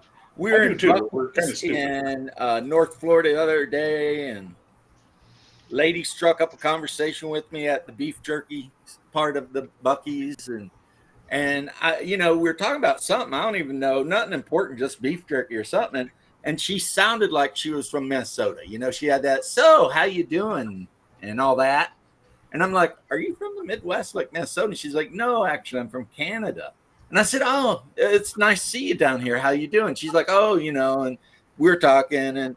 And I don't know why, but I felt the need to say, hey, I know you guys have heard a lot of weird shit lately. We're not invading you. And she just started laughing. She's like, we know that. She said, there's some people that are dumb, but we know. And I was like, yeah, we're never invading you. We love you. And that's basically how that ended. I got my Korean style beef jerky and I went my way. And I hope she has a great time down here in It Florida. wasn't made out of pooch, was it? No, it's beef jerky. It says it in the name, beef jerky. If it was made out of dogs, they would call it kagogi. Because Koreans do eat dog with salt. It's kagogi. And it's boiled usually. Boiled dog with salt. But regardless, she was a nice lady. She sounded like Howie Mandel's mom. I think I'm going to have to go here. I'll see you. See you, Left. Take care, Left. But I don't know if any of you ever watched the Howie Mandel cartoon. She sounded just Bobby, like little Bobby or something. Yeah, Bobby. I remember seeing it. Come on now, don't you know? And I was just like, oh my god, sound like freaking Max from over there in Legion of Myth when he does the Minnesotan accent. But yeah, she was a sweetheart, and I hope they have a wonderful time. Probably Disney, but if they're smart, they'll go to Universal.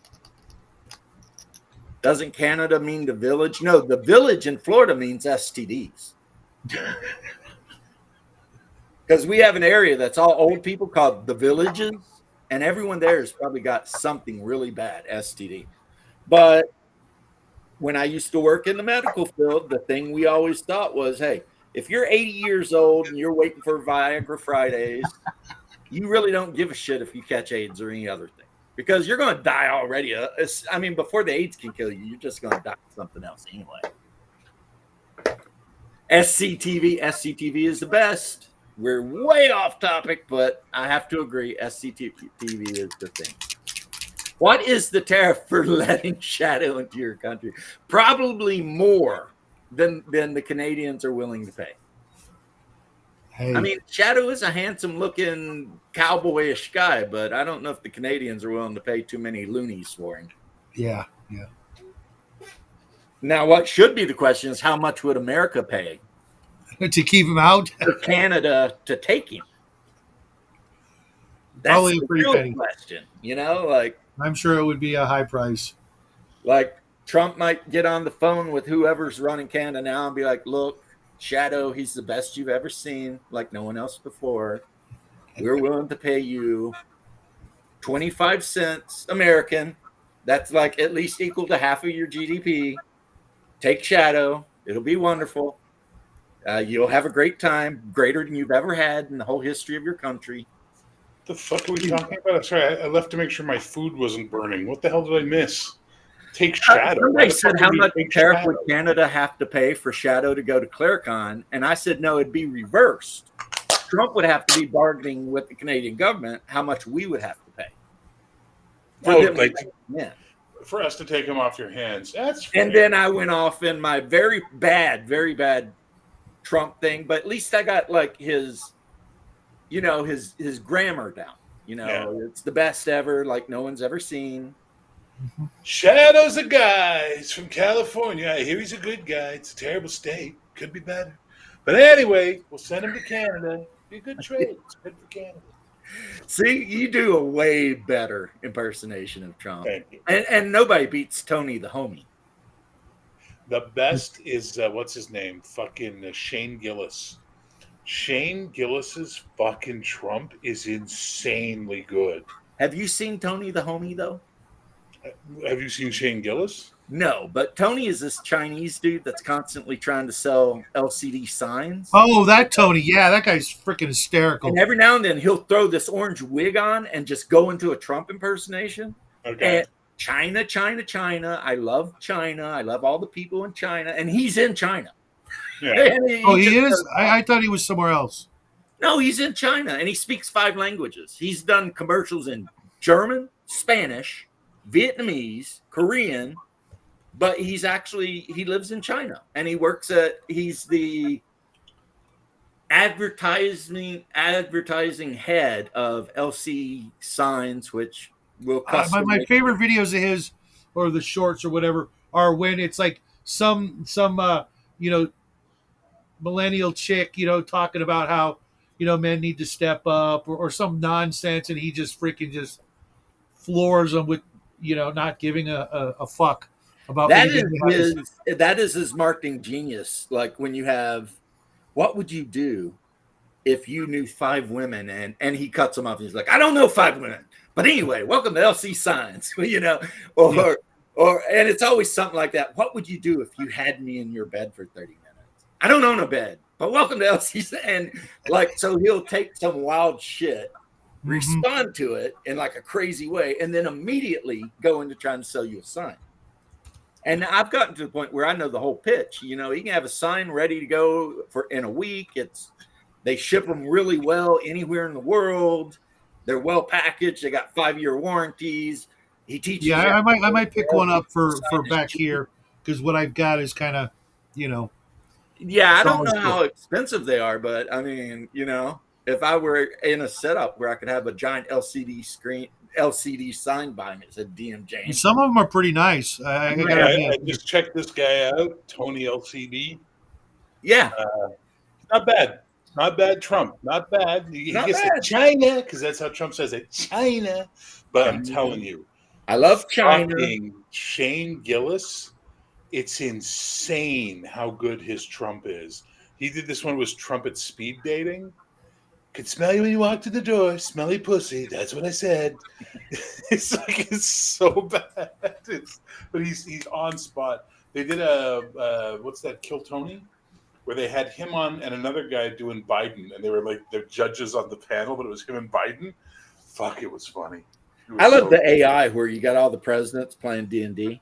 Oh yeah.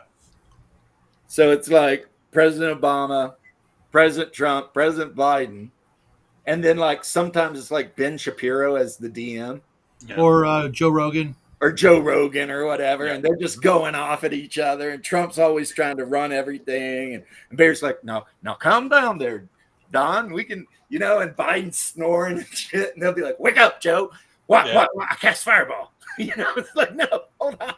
Didn't they have one with Clinton where they see the elf? Oh prince yeah, up they've done all of them. there? And he's like, what's she look like? Yeah, what she looked like. I mean, and whoever it is that does that thing, they're pretty fair as far as who they make fun of. They make fun of all of them, and I love that. I mean, I love that fair and equal, balanced, whatever bullshit that some people claim they're going to do. If you're going to make fun of presidents, make fun of all of them, because Well, this is why I like South Park. South Park never plays favorites. Oh no, they'll take you down whoever you are. They make fun of everybody. And if you fight with them they'll just go harder. Yeah. So Yeah, look at Sir Isaac when I Hayes. first saw Shadow, I thought he was an Orthodox priest. It's the black beanie and the hair and the beard. Dammy, why you let them take me, Dammy? He's doing it. Because a Rose lot of from The Orthodox Exorcist. priests wear that black, like wool hat, like this, Thanks, Dean. like a skull cap, and a lot of them grow their hair out and have big beards. Now, if you follow Russian culture, a lot of times they grow big beards, but they keep their hair shaved or very short. And I think the Vikings were like that too, which is why the Rus are like that. But whatever. I'm leaving you our serenade. Oh, I'm sure he's going to be really happy after missing you for 4 days, and now you're going to get. He's already here now. Oh my goodness, poor guy. He'll live. He's young. But I love this figure I 3D printed, guys. I love it. It is a pig-faced orc cook. And he's big, too. He's like pretty robust, right? And he's got a frying pan and a big-ass cleaver. And I can just imagine his one-time use per encounter, whatever, special attack being trying to splash burning oil in somebody's face with that freaking frying pan. Make Hey, a speaking of minis, have you seen the new Kickstarter for Dungeons and Lasers, Port Haven? I have heard about it. Yes. Someone else that I talked to was like, "Hey, Dungeon Lasers, man," and I was like, "Awesome." Yeah, that ghost ship. Hey, what's up, Dean? That Hey. ghost ship. How is you just- doing, homie? You cut your hair. Yeah. Basically, I had to reset my hair because some basically have a fungal infection, and the shampoo it makes some of the hair drop out. So I have like a bare spot there and so forth. So I had to reset it. And my water is like, "You're not doing it with a machine. I'm paying to get a professional to cut it." I just shaved my own head. Yeah. That's why it looks so like it does, because every now and then I go in the bathroom and I plug my little clippers in and I just, no guard, take it down to the skin, and then I'm good for a while. I need to do the same thing to my dog. Greyhawk, believe it or not, the conversation started out about AD&D OSE Advanced and Greyhawk. Yeah. And it's been everywhere since. We've discussed selling Shadow to Canada. You know, I still believe that the Valley of the Headless Hunter is afraid of him. And right, they should be. They say there's a valley, northern. I hear things. It's northern Canada. The heads come off. Send it in shadow. not very Got a big good. head. Got a great head. Tremendous head. they're great heads, tremendous heads. Okay. Oh, then I did a bad Trump thing, and then Bear did a better Trump thing, and that's basically what you have missed. You're caught up. And Lap talked about some crazy ass shit that happens in his game, because his game, I don't know why he's not playing Avenger Satanis' game. Dragon Slayer. I could definitely see Let's character fighting like a banana person or something. What I understand, the fantasy game isn't that like the base game. It's like that the 100 fantasy game that I forgot the name of. RuneQuest, maybe. A RuneQuest, and Well, then they that's have a what GM who Let's play. doesn't who. No, Crimson Dragon Slayer is more. Honestly, it's more like basic D&D. Well, Let's play RuneQuest, so there you go. And then like his GM is taking a of magic and might what do you call it, approach to world building. Right. I don't know if any of you actually played the original of Magic and Might games. You mean Might and Magic? We call it Sorry, Might and Magic. Yeah. Yeah, you mean Gates to Another World, the old Ye- Sega version? Yeah, 1 and through where a 7? lot of things are actually high technology and not. Well, there are angels, but there's also a lot of things that's just high technology. Yeah, I only played the first 2 Might and Magics. I absolutely loved it on the Sega Master System and the computer version. I spent so much time. We actually had a group of people. It was like 5 or 6 of us, all playing the same game. We had a mapper, a book guy. People would take turns at the keyboard or the controller. Well, that could absolutely be Greyhawk, since in the Greyhawk setting there are numerous super high tech things scattered around the world. Like if you go north of Blackmore and past the land of Black Ice, there's a city ran by androids and robots. They call it the City of the Ancients, but it's basically because wasn't it the City of the Gods? It's just the Earth a million years. Because I have that module, City of the Gods. Oh, City of the Gods. Yeah. It's way up there. Like I said, if you even look at a map of Greyhawk, like the Darlene map, you can see North America. Every single bit of it. You can see where it is and how, it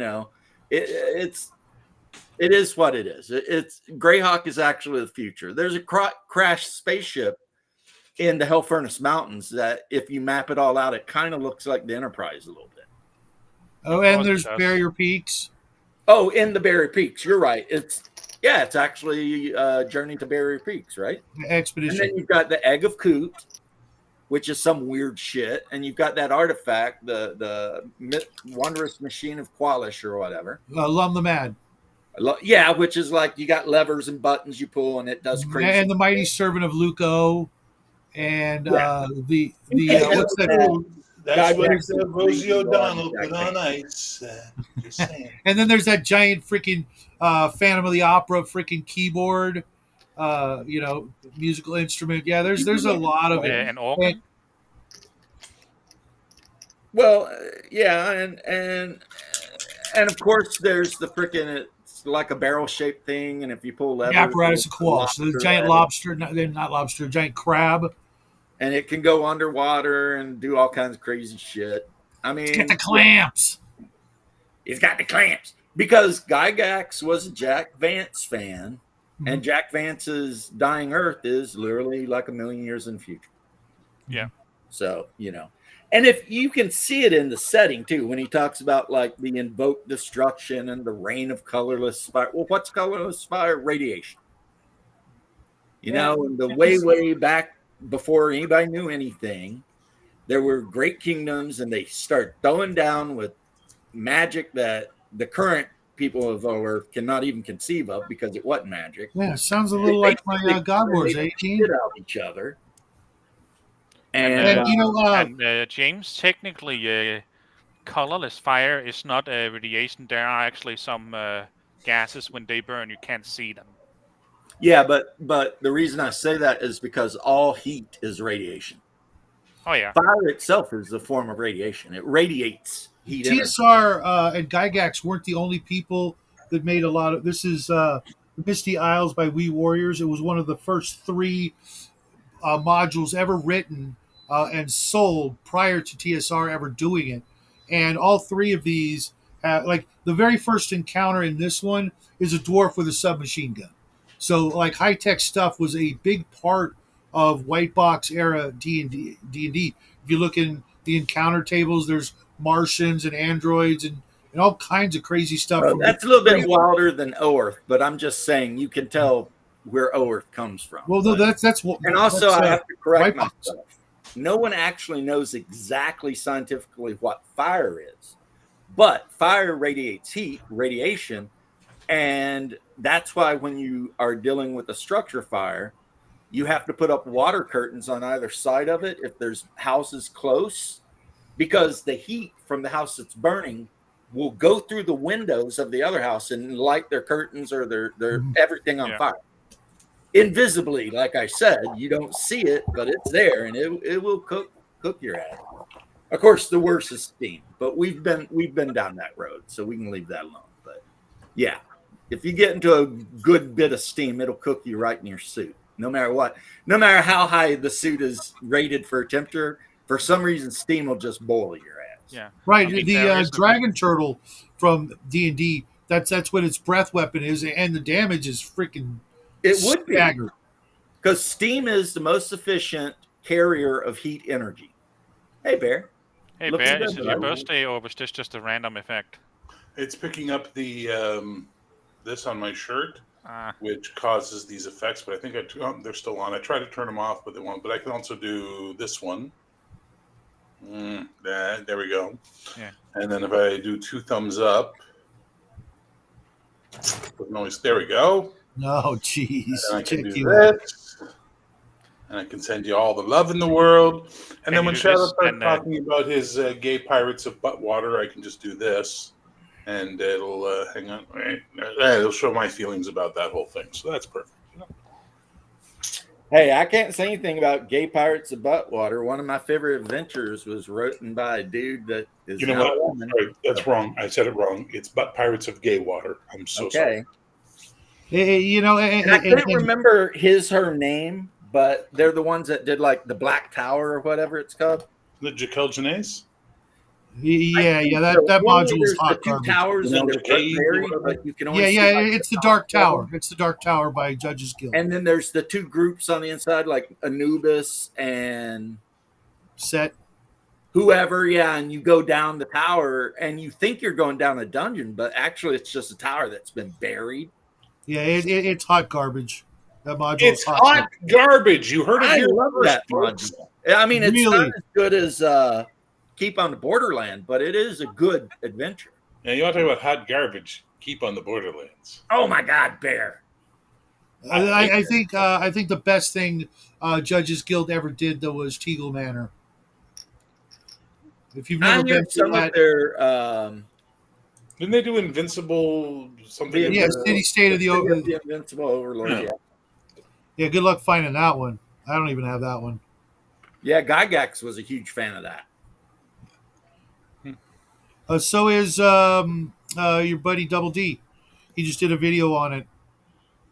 Well, I mean, if you want to play in a city campaign, it's that or like Tolis Lankmar, baby. Thank you, or Langmar. Lankmar, which I have the box set from Goodman Games. I What mean is the original Lankmar? AD&D box book. Yeah, I've got the What's TSR that, version. team? What's Lankmar? Because I only There know was a writer Lankmar back as in the like an orc 60s city and and 50s. so It's what? the city from Fafford and the Grey Mouser. Yeah, Fritz Lieber. Fritz Leiber. He wrote a shit ton of like pulp adventure stories with a thief and a barbarian running around. Well, Stealing. they were both thieves, but yeah. Well, Yeah. So thief the barbarian is, was Fafford, and he was this big Nordic type, and the Grey Mouser was the little sneaky dude. here's the thing that's crazy about this. They were both thieves. That don't mean they were thieves.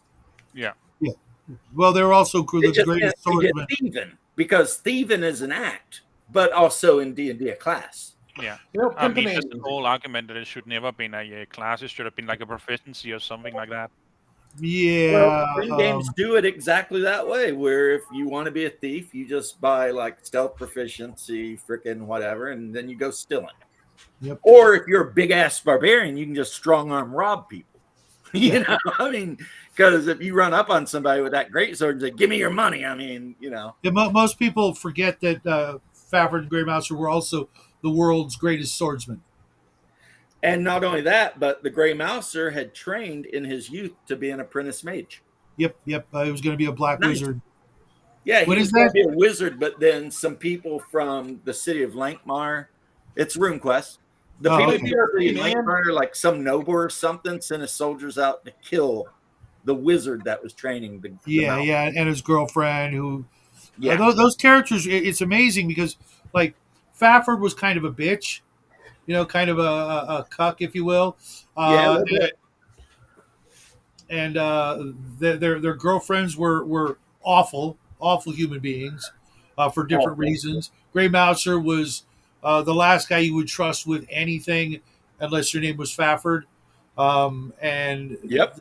there were a lot of interesting little quirks about those characters, and I look forward to finishing the series someday. Well, I won't run it for you then. I've read it all. Yeah, I'm in the last book, Knight and Knave of Swords. But basically, it's like the odd couple of D&D adventuring. Yeah. Hey, how you doing, Daniel Barry? Because Fafford is a small, agile guy that fights with a rapier, and he's kind of dusky skin and wears his gray whatever. And then Fafford, no, the Mouser's that guy. Yeah. Fafford is your big Scandinavian-looking guy. Big ginger, Big ginger, pale skin guy from the frozen north. totally big pussy ass whip. sword. And together they hang out in the city of Lankmar, which is basically fantasy Rome. Oh, you could also pick up Thieves World and run it in Sanctuary. That'd be another good. Sanctuary would be nice. Someone just sent me the Thieves World book box set a couple months back. Yeah, you got the one mage sitting in the tavern with like the pentagram on the forehead. Lysand. Yeah. One of my viewers sent me this, and I kid you not. Fuck you. Oh man. I cannot express how close to mint this is. It's like they opened it and that was it. It's gorgeous. I absolutely love this It's a setting. good thing I'm immune to envy because I would feel a little bit of envy over this. But Why don't you show off your chill box set at the same time, smart guy? It's downstairs and whatever. Yeah. It's in the Horde, so forgive me, Smaug. But I do have almost every module, including the one with Elvira on the cover. Stop! You're fucking talking. Jesus. So it turns out that Shadow is actually like a green dragon just taking human form and hoarding role-playing games. But Dude, anyway, yes, it's a writer. If you get a chance, Dean, and you like to read, it's pulp. So it's like R.E. Howard, Mhm. uh, Very, very, very, very Howardish. Fritz Lieber, Jack Vance, R.E. Howard, H.P. Lovecraft. They were all of He's the gone. time. I pissed him off. I guess I should have asked him about Star Trek before he left. Oh well. Yeah, he'll because then come I would back. go and show him Just my first printing. Restream the sketchiest shit sometimes. Also, Feast World, is that the game with that demigod called Tempest? Yes.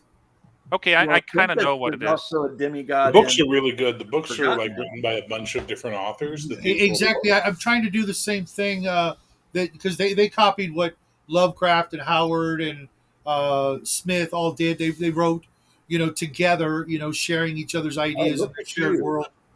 Invoking the name of Clark Ashton Smith. You don't see that a lot.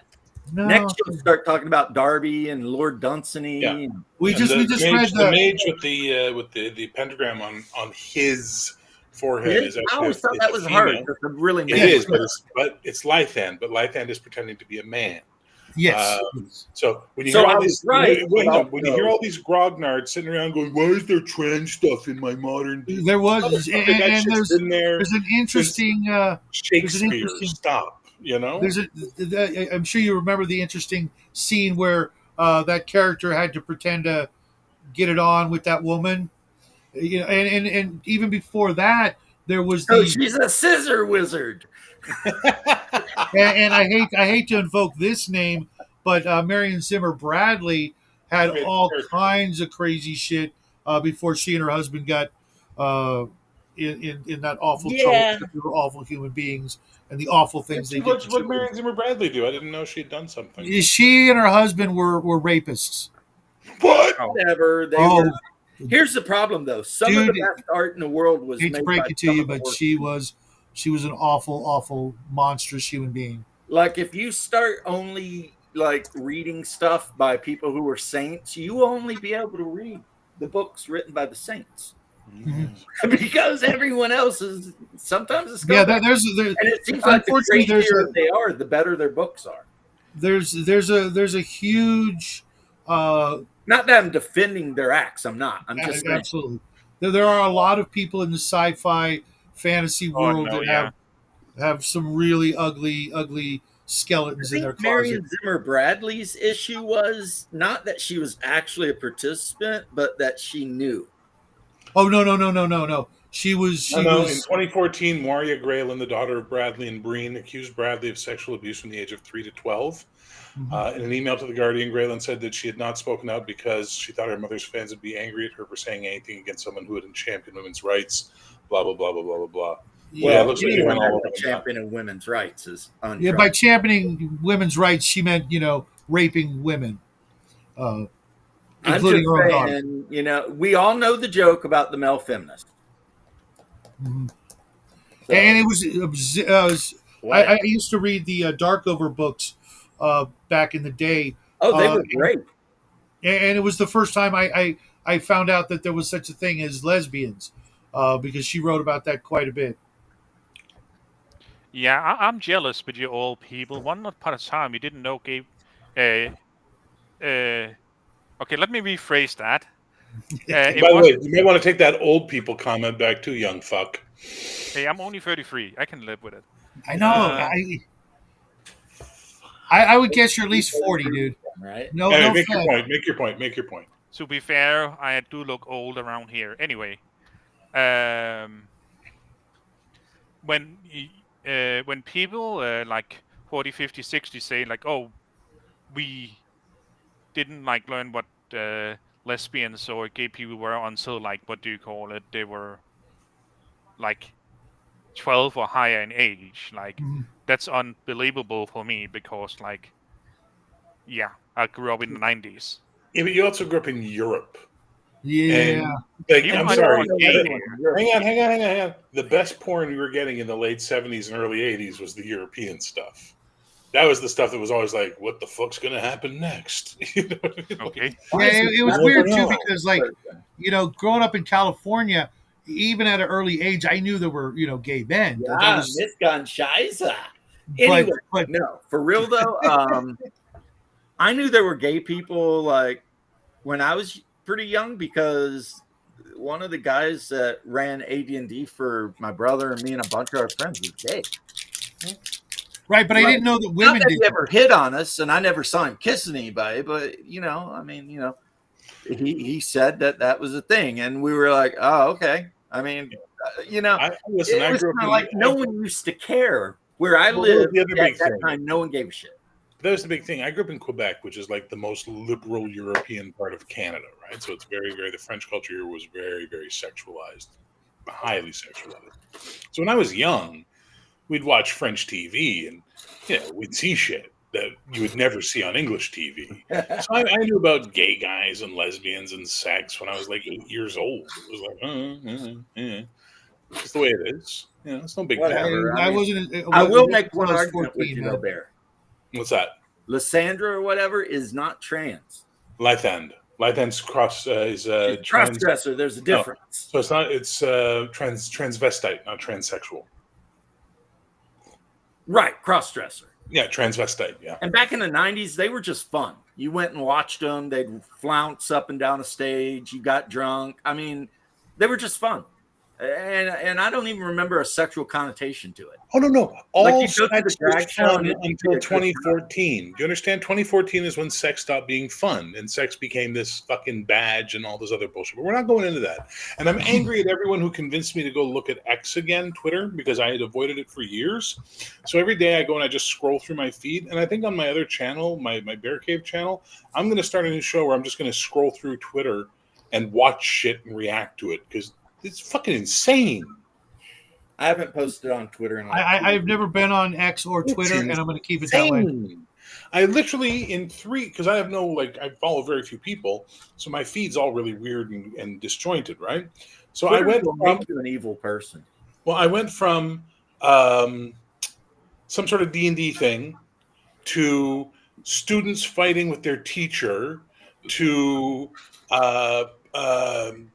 some woman talking about how she can't look men in the eyes because she can tell if they're going to rape her right away, to cops shooting a guy when they're off duty because the guy tries to rob them, to people lighting Tesla on fire. I'm like, what the fuck is going on in this world? Someone's broken the seventh seal. Christ. Seriously. And I would What say is there's a going little on? optimistic Shadow. Claire, we are in the little season. The thing is everyone on Twitter, it's like, okay, I followed Diversity and Dragons, and he'll be talking about D&D, but like you said, the next thing you know, it'll monkey branch from one thing to the other, or monkey vine is what they call it, right? Yeah, monkey branch into something else. Right. And the next thing you know, you're watching some crazy shit that has nothing to do with D&D. And that's why I kind of limit my social media time, except talking to you guys about role-playing games. Yeah. Because I found that the more I was on Facebook and Twitter, now X and whatever, like the more evil I got. The more combative, the more because you go on and you see the stupidest shit ever.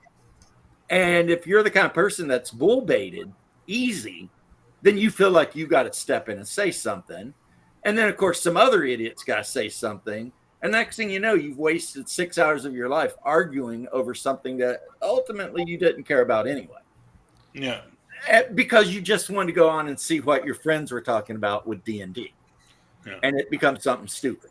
I mean, also one thing you should remember about what you call social media is they do intentionally put things in your feed that you did not ask for, but they know will cause engagement even if it's negative because... Yeah, but here's the problem, Dean. I know you're right, but I don't think they need to do that. Oh, no, they don't. Humans, just by our nature, are assholes. And so you don't need an algorithm to see an asshole being an asshole. All you got to do is hang out. I mean, hell, I'm the asshole sometimes. I know that. It's like I was talking to my wife the other day, and I said, the world is full of idiots, but the problem is, every now and then I know I'm one of them. You know what I mean? So I'm not judging anyone because I know I'm just as stupid as everyone else is. And nothing is as stupid as a large group of people, especially if they're trying to get attention, then they become really stupid. So yeah, I just don't bother with that shit. I can come on here, I can talk to Shadow Bear, you, whoever else. We can talk about Greyhawk and how awesome the Sheldamar Valley is and which version of D&D we think is best. We can make fun of Shadow because he owns every hard to get game ever Fuck Shadow. that we've only seen an advertisement. Don't make me break out my Heritage Star Trek book. Oh yeah, Dean wanted to ask you about Star Trek before you left. I gave that away to a friend of mine actually because he was said, this is the first ever, and I also got the one from Japan, that Japanese Star Trek game. I had that at one point too. I was all over eBay in the 90s. I was all over eBay. It was crazy. Yeah, me too. Anyway, what was the question about Star Trek you wanted to ask me? I keep hearing good things about. It's April 1st. If you fuck with me, I will find you. I have a very specific set of skills. If you ask me a serious question, it ends here and now. But if you fuck with me for April Fools, I will find you and I will kill you. All right, go ahead. Nice. Okay, Captain Janeway. Speaking of Janeway, He lives in Denmark. Liam Neeson, bro. Come on, you. I know. Yeah, that was fucking. I'm going to answer your Star Trek. Ask your fucking Star Trek question, you. But yeah, my question is, so I keep getting suggested Voyager, and I don't get it. I know people had amnesia when they watch it because there's only like one episode a week. But what's actually good about it? When Voyager is good, it's some of the best Trek you'll ever see. When Voyager is bad, it is some of the worst television you will ever see. And when Voyager is average, it's barely watchable shit. Okay, so that's probably my issue because I really like that episode where they find the Doctor's back up and, like you said, like in a museum. Yeah, that's a great episode. That's good Trek. Or the episode Year of Hell. Great Trek. It's a two-parter. It's really good stuff. I don't like the conclusion, but it is a great episode. Personally, I think what I should have done at the end is Year of Hell is when they ended that Kim, he keeps his memories. They should have something. Remember, the Kim that they end the series with is not the Kim that they started the series with. Because at one point, their Kim dies and they get an alternate universe Kim. It's really fucked up. Yeah. But no, Year from Hell, the thing is, the saddest part about Year from Hell, it was pitched as a season. It was actually pitched to be an entire season of the show. That would have been great. Berman, I think it was Bragger or Berman, one of them was like, no. And so they did it as a 2-episode. But man, that would have been an amazing season. It would, because I think one of my biggest issue with the Voyager is the lack of continuity, even if it's just like, oh, our ship got wrecked there. Let's just say it's in the, what do you call it, in a dry dock while we have this, what do you call it, this planet episode. Like even such small things does not happen. There's like almost like a reset. And I know that was common back then, so you could like jump into every episode, but I still think it's they could have done a little bit of continuity. Well, Deep Space Nine had failed horribly in the ratings, and was considered the black sheep of the Star Trek family until more recently people have gone, "Oh, this is like the best fucking Star Trek since the original series." Okay. Question, guys. Not including the original series, what's your favorite Trek? Deep Space Nine. Are we keeping movies in there or just series? Just series. Oh, DS9. DS9. All day, every day. It had the best aliens. It had the best stories. I mean, I love the Cardassians. I mean, they're just interesting scumbags. See, for me, it's easy. Enterprise. Enterprise was my favorite. And who does get the fuck out? Seriously. Okay, I like the guy who played the captain of the Enterprise, so I was. I like Trip into Quantum. Yeah, I'm one. I forget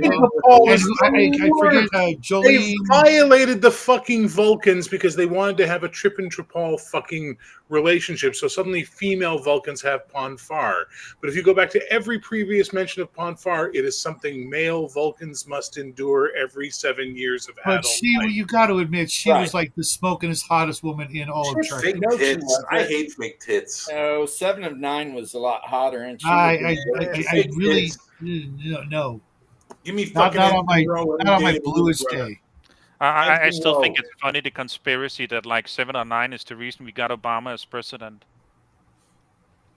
No, I thought it was. So the way for there is like she was like either married or about to divorce like some And her husband politician. was a senator or something, or Oh, Yeah, who was I about remember to this run, now. not for president, but like for No, we got Obama governor or because something of he's a that great state. Well, he had speaker. sex trafficked her, right? That was the thing. And the other thing is because really, really old people had been racist in the 50s and 60s, thought if they voted for Obama, it would somehow salve their guilty conscience. So Obama wins in a landslide. It was actually beautiful to watch.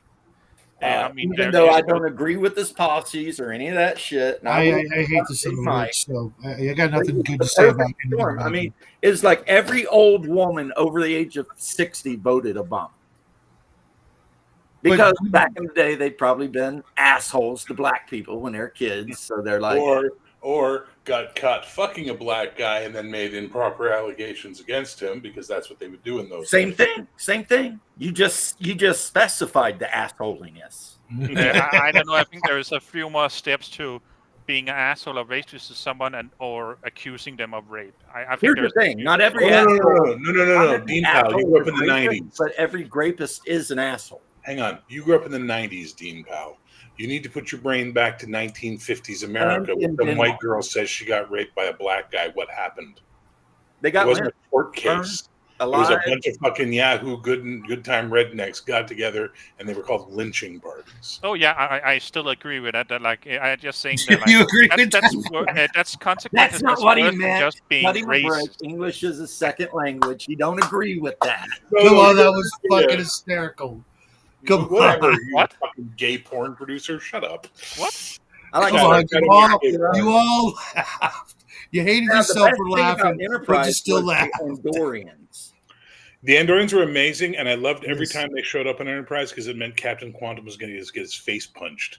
Because every time the Andorian showed up, someone beat up Archer. It was like, yeah.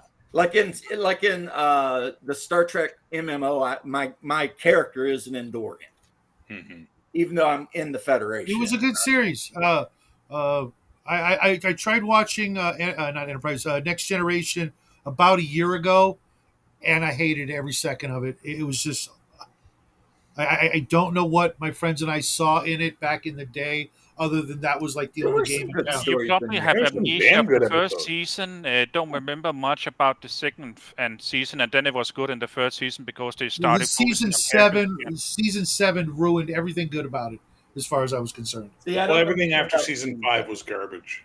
I don't. They were good episodes, and admittedly, they did give us Q. You know, John Delancey was one of the best things to ever happen to Star Trek. The episode is a classic when he's shifting them through time and putting them on trial and shit. The opening was great. Good. As was all the. I really enjoyed all the alternate universe Trek. Never forget. Stuff. Next Gen gave us Riker, and Riker was the man. Riker was pretty badass until he stopped chasing Troy and let his buddy freaking Worf tag in on that. Yeah, but he was tagging everyone else anyway.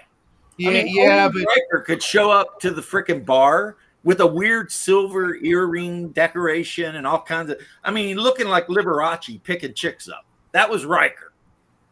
And plus, I never thought I'd say I didn't want to talk about Star Trek, but. Wow. Okay, we're done. Star Trek's over, guys. No, you had your chance, Dean. I'm fucking with you.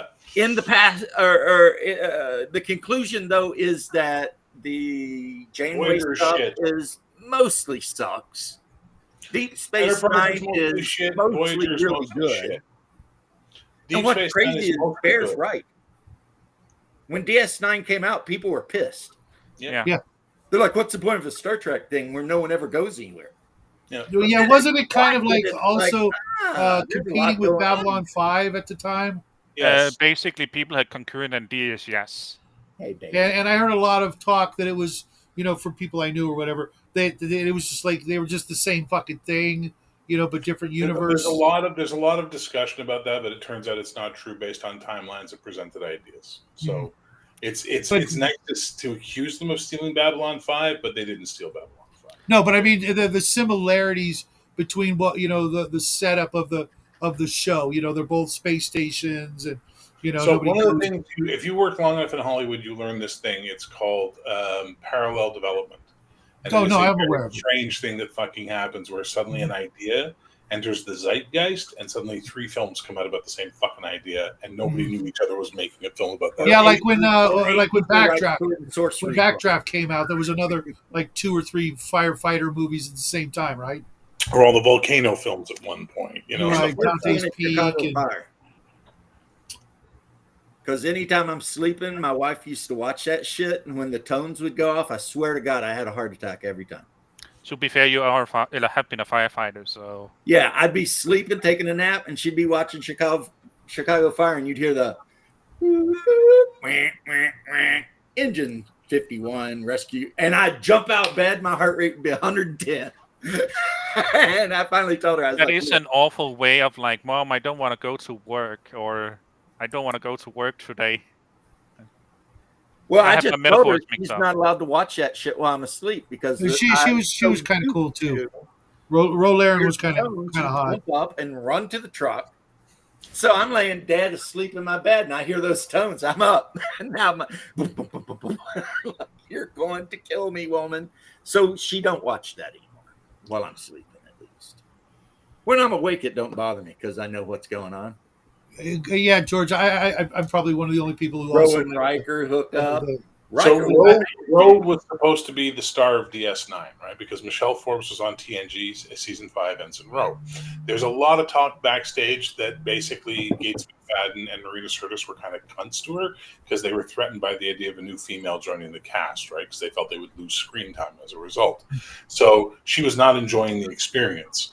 They then said, well, we're going to move you over to Deep Space Nine, and you'll be like the Bajoran character, Starfleet thing. It'll be really cool for you. And she said, great, I want this much money. They went, no. And she goes, well, then I'm not fucking doing it. And that was the end of the debate. And she went on to do Swimming with Sharks and wound up on Homicide: Life in the Streets and all that kind of stuff. And they brought in Nana Visitor as Kira Nerys. And at first, I'm watching this character going, that ain't no Ensign Rowe. But by the end of the series, I absolutely loved Kira. I thought Kira was amazing by the end. was that the one where they were like parasites in bodies? And they No, that's the show. Symbiotes. Oh, That's I the hated that. I hated that shit. Yeah, I fucking. and hated they lived basically forever by finding somebody who was Yeah, willing yeah, to- yeah. Yeah, that's the Trill, and that's very Cronenberg. Well, did everybody I don't else? mind that idea? It's like Shadow Out of Time from Lovecraft, really. Did everybody yeah. else hate the theme for Enterprise? Yes, and then the one only day thing I I know- walked into my Blockbuster and I hear it playing, and I look up at the screen and it's end credits, and I asked the guy, "What movie is it?" He goes, "It's Patch Adams." That song by Dionne Warwick plays in the end credits for Patch Adams. I They kinda didn't like- even make it. My point being, they didn't even make a new fucking song for their show. They just went and bought a song that already. Look at existed. George. I really like the Star Trek intro, Jensen the way they crossover. showed all the, the history going along with it. You'd have Odo like and the cranky yeah, German it's, lady and Benson and What was his name on Benson? Clifford Endicott it was III. Oh God, Yeah, Rene Aubergeron played Odo on DS9, and he played the uptight the guy. oh on, yeah, he yeah. passed away recently. Couple Yeah, years well, everybody is. We're old. Well, So everyone we were watching when we were 16, there's no reason to be surprised that they've died now. yeah, like there's like almost nobody left from Babylon 5. Especially if they were old when we were 16. I And then made the they're mistake still of- with years on, and you're like, I made the how is mistake of Picard watching still alive? a That guy's video. gotta be 110. But yeah, I never actually watched Enterprise. The only thing I really know is that joke that is actually a metaphor for the pandemic that was at the time. Now, For one the what? thing I regret this year, I'm going to tell you something I regret. I'm going to change the conversation around a little bit. I wish I could have got to GaryCon if for no other reason than to show respects to the recent passing of Ernie Gygax. Because I was always like an Ernie Gygax. I was always in his corner, you know. I read his blog posts. I always liked the guy. Plus, he was Tensor. And Tensor's floating disk can be an incredibly useful spell for anybody to have. Sure. So that's another one of that great alumni gone. Like I said, I watched the video of all the people from Babylon 5 that had passed on, and I kid you not, it's like 50 to 75 people. You are just determined, aren't you? Yeah. I'd rather talk about Ernie Gygax. Yeah. I mean, This Luke is- was young. You and Shadow suffer from the same disease, which is when you get a bone in your teeth, you don't let go. So putting the two of you together is like if you have a different topic all of a sudden, you're both going to just keep talking about the topic you want to talk about. Well, no, I get it. I love Babylon 5. So Shadow and I can agree with that. And I It was like sad. both of those series war games. Like I played Star Trek or Starfleet Battles. Oh my God, we had games that would last 12 hours. Yep, Oh, yeah. it was a good game. It was a good game. I never got to play the Babylon 5.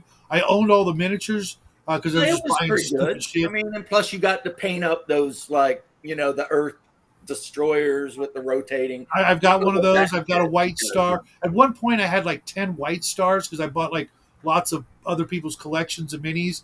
And the only things I kept were like the biggest ships that I think it was Mongoose or whoever made at the time. And I still have them, but I never used them for Babylon 5. I was thinking. in Starfleet Battles, we literally just went to the store and bought the pre-painted Star Trek ship toys that they sold back then that were like an inch long. Oh, the ones from Like Ertl or something like that? Hex. Was No, it it's Micro Galoob or Machines. Ertl? It was Micro Micro Machines. Machines. Yeah, they were like micro machines. If it fit in the Galoob, yeah. hex, you were good. Yeah. And Galoob. you could order from, I think, FASA, actual Mhm. whatever, but who cares? They were like Well, you could 12 also- you could bucks also even get- back then. It was You crazy. could also get the actual Starfleet battleships from Amarillo Design Bureau or Task Force Games or whatever the fuck they were calling Yeah, themselves. whoever it was, but It was Task Force.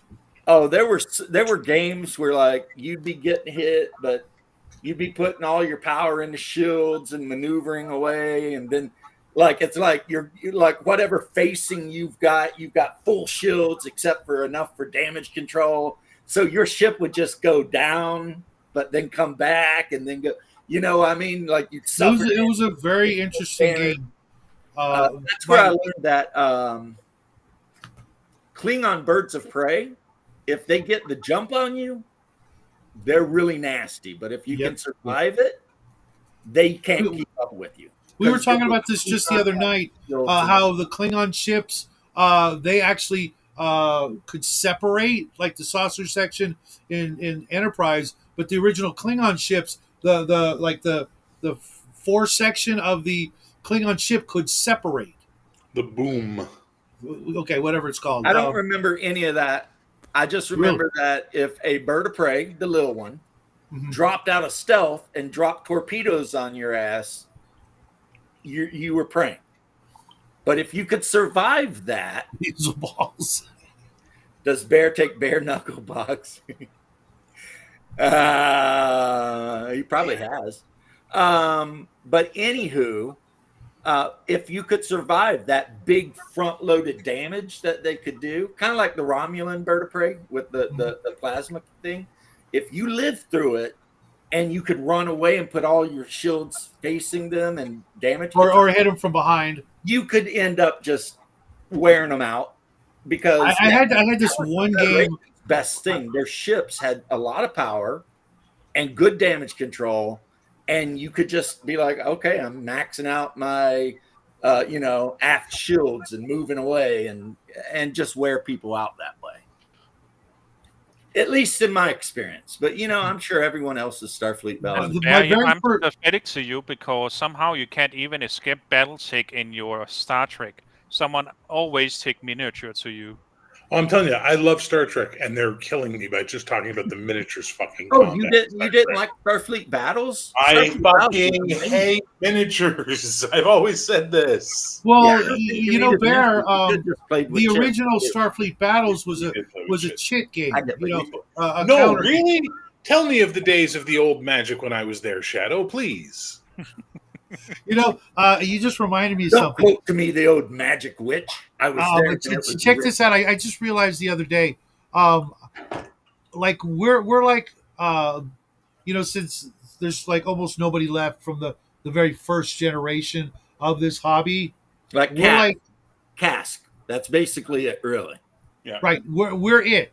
We're the last, defenders and guardians and Cask is still around. We had him on our show. He's a great guy. Yeah, yeah. Good guy. We're some of the last of the everything that was great about the hobby. We need to step up our game and keep putting it out there, because if we're not careful, our kids, our grandkids, our nephews and nieces, and all those people are going to get nothing but crap. Hey, James. James, I don't know. You got James, young James, ones like James, hang on. Ginger. Hang You on. taking off or what? Should I say something a little bit racy just to shit all over his point real quick? If you want. Great. I got more blowjobs playing Vampire the Masquerade than I would have ever gotten playing D&D with a bunch of fucking That is a fact. If you wanted to get ladies back in the 90s, it was Vampire. I never played Vampire, and I never had any problems. It shows, sir. If you It were shows getting that you never played from Vampire. AD&D, It's I'm kind of probably- ironic that Shadow haven't played Vampire because he always come off as a, is it Bruja or Bruja? It's It's okay. not Bruja. Don't make me freaking Here yell at you. comes you're triggering James. Why are you doing this? Bear was like Elrond saying, "Cast." Hey, what's up, Cody? Yeah, right. See, my problem with Vampire Hey, the Cody. Masquerade, it's really simple. You don't like big booty goth chicks with dad issues. No, I'm a fan of this book. It doesn't. Oh my God, you What fucking does- psychopath! the fact Just that like you're you're not studying using They- demons and they- devils they- in D&D. even in games, they need to wrong be staked. What's wrong with you? But Nothing it's else. vampires. hurt There you? are stakes. Who hurt you? No, nobody hurt me. I just believe that vampires should not be, glorified. They should be staked and sent to their just since he's reward. a Dane, I have to be nice to him because I married a Dane, and And they're I'm all one related. third- and I'm The 1/3 country's Dane, like so as I big should be as nice both. to him. Who's Dane? The guy beside you. So, for all I know, Dean is one of my wife's second or third cousins. Shit. And for all I know, he could be like my 18th cousin 4 times removed. Who knows? Shadow's son is a demon. No, he is not. He's saying Oh, he don't God. like vampire because he thinks it glorifies the demon. Yeah, Basically, He's he's demons and devils in his D&D because of his Christianity, sir. Except the thing Shadow don't understand is vampires were created by God in the myth of vampire. I understand. It was the curse of Cain, which Yep. does kind of follow Genesis. If you read the Book of Nod, which White Wolf put out, and Genesis, they kind of line up. I'm not saying Book of Nod's correct, but they did the research. They knew what they're doing. But yeah, back So to girls playing vampire. I do remember what do you call What it? the hell? The role Beelzebub, playing club I don't got try started in, to and antagonize all the people. girls were basically playing on the vampire table. Of course. I went to a conclave in Ottawa for there was the Camarilla, which was I like the Camarilla. official I group, think that's how it's supposed and to then be. there was a second group that was not. They were the shared universe or something they were called. I mean, Not, our or program was Werewolf or part of something. that. And we went to their conclave in Ottawa, their annual conclave. Let me tell you, there was a pack of about 15 gangrel girls. Jesus Christ, were they hot? I won't lie. I've dated a couple of goth chicks. Oh, these weren't goth chicks. No. These girls were wearing kilts and like fucking laced up tight bodices. Like these bitches were Well, like that's why they loved fine. the LARP, because they could cosplay. Exactly. And I was if happy you're a they hot did. chick with big breasts, you love to cosplay. Dude, Especially if the when I was cosplay in the takes off Camarilla your game ass. in Vancouver, the Vancouver official Camarilla game, the prince, she worked at Hooters. There you go. But she was the prince of the And that was the deal. domain. Is amazing. I'm always talking about it. It's like back in the 90s, if you saw a chick with weird colored hair, it meant she was probably fun to hang out with. Yeah, Yep. now she's going to lecture you about He's But the now back she's in going to the lecture you 90s about your privilege. Yeah, back in the 90s, she was probably a punk rocker or some shit like that. She was at the vampire game. Mhm. She was probably really cool. Nowadays, she's telling me to, control my male privilege or something. And it's like, shut up. The Anyway, now privilege that of we've dying finished on a beach Shadow. in Normandy, bitch. No, but anyway. Wow, that jumped up a notch. Yeah, That was fucking yeah, it hysterical. really did, didn't it? So what's a Really got quesadilla? out of hand. She probably had VD. Beelzebub, don't make me ban you for being stupid. I don't Yeah, like seriously. stupid people. Don't. And I agree that I'm stupid too, but I don't like me either much. So stop. But yeah, it's a fact. I love AD&D. I love everything about AD&D. I love dungeon raiding and clubbing orcs. That's all great. But if you wanted to hang out with actual women in the 90s, you played vampire. Dude, that wasn't the case here in California, man. Well, you 90% guys are of my weird. friends- How did you even know the people you were hooking up with were women? Or Because not I really slept with vampire. enough of them to know. Well, but yeah, Um, but listen, but Pirates of Gay Water, you are suspect. Yeah, you're suspect.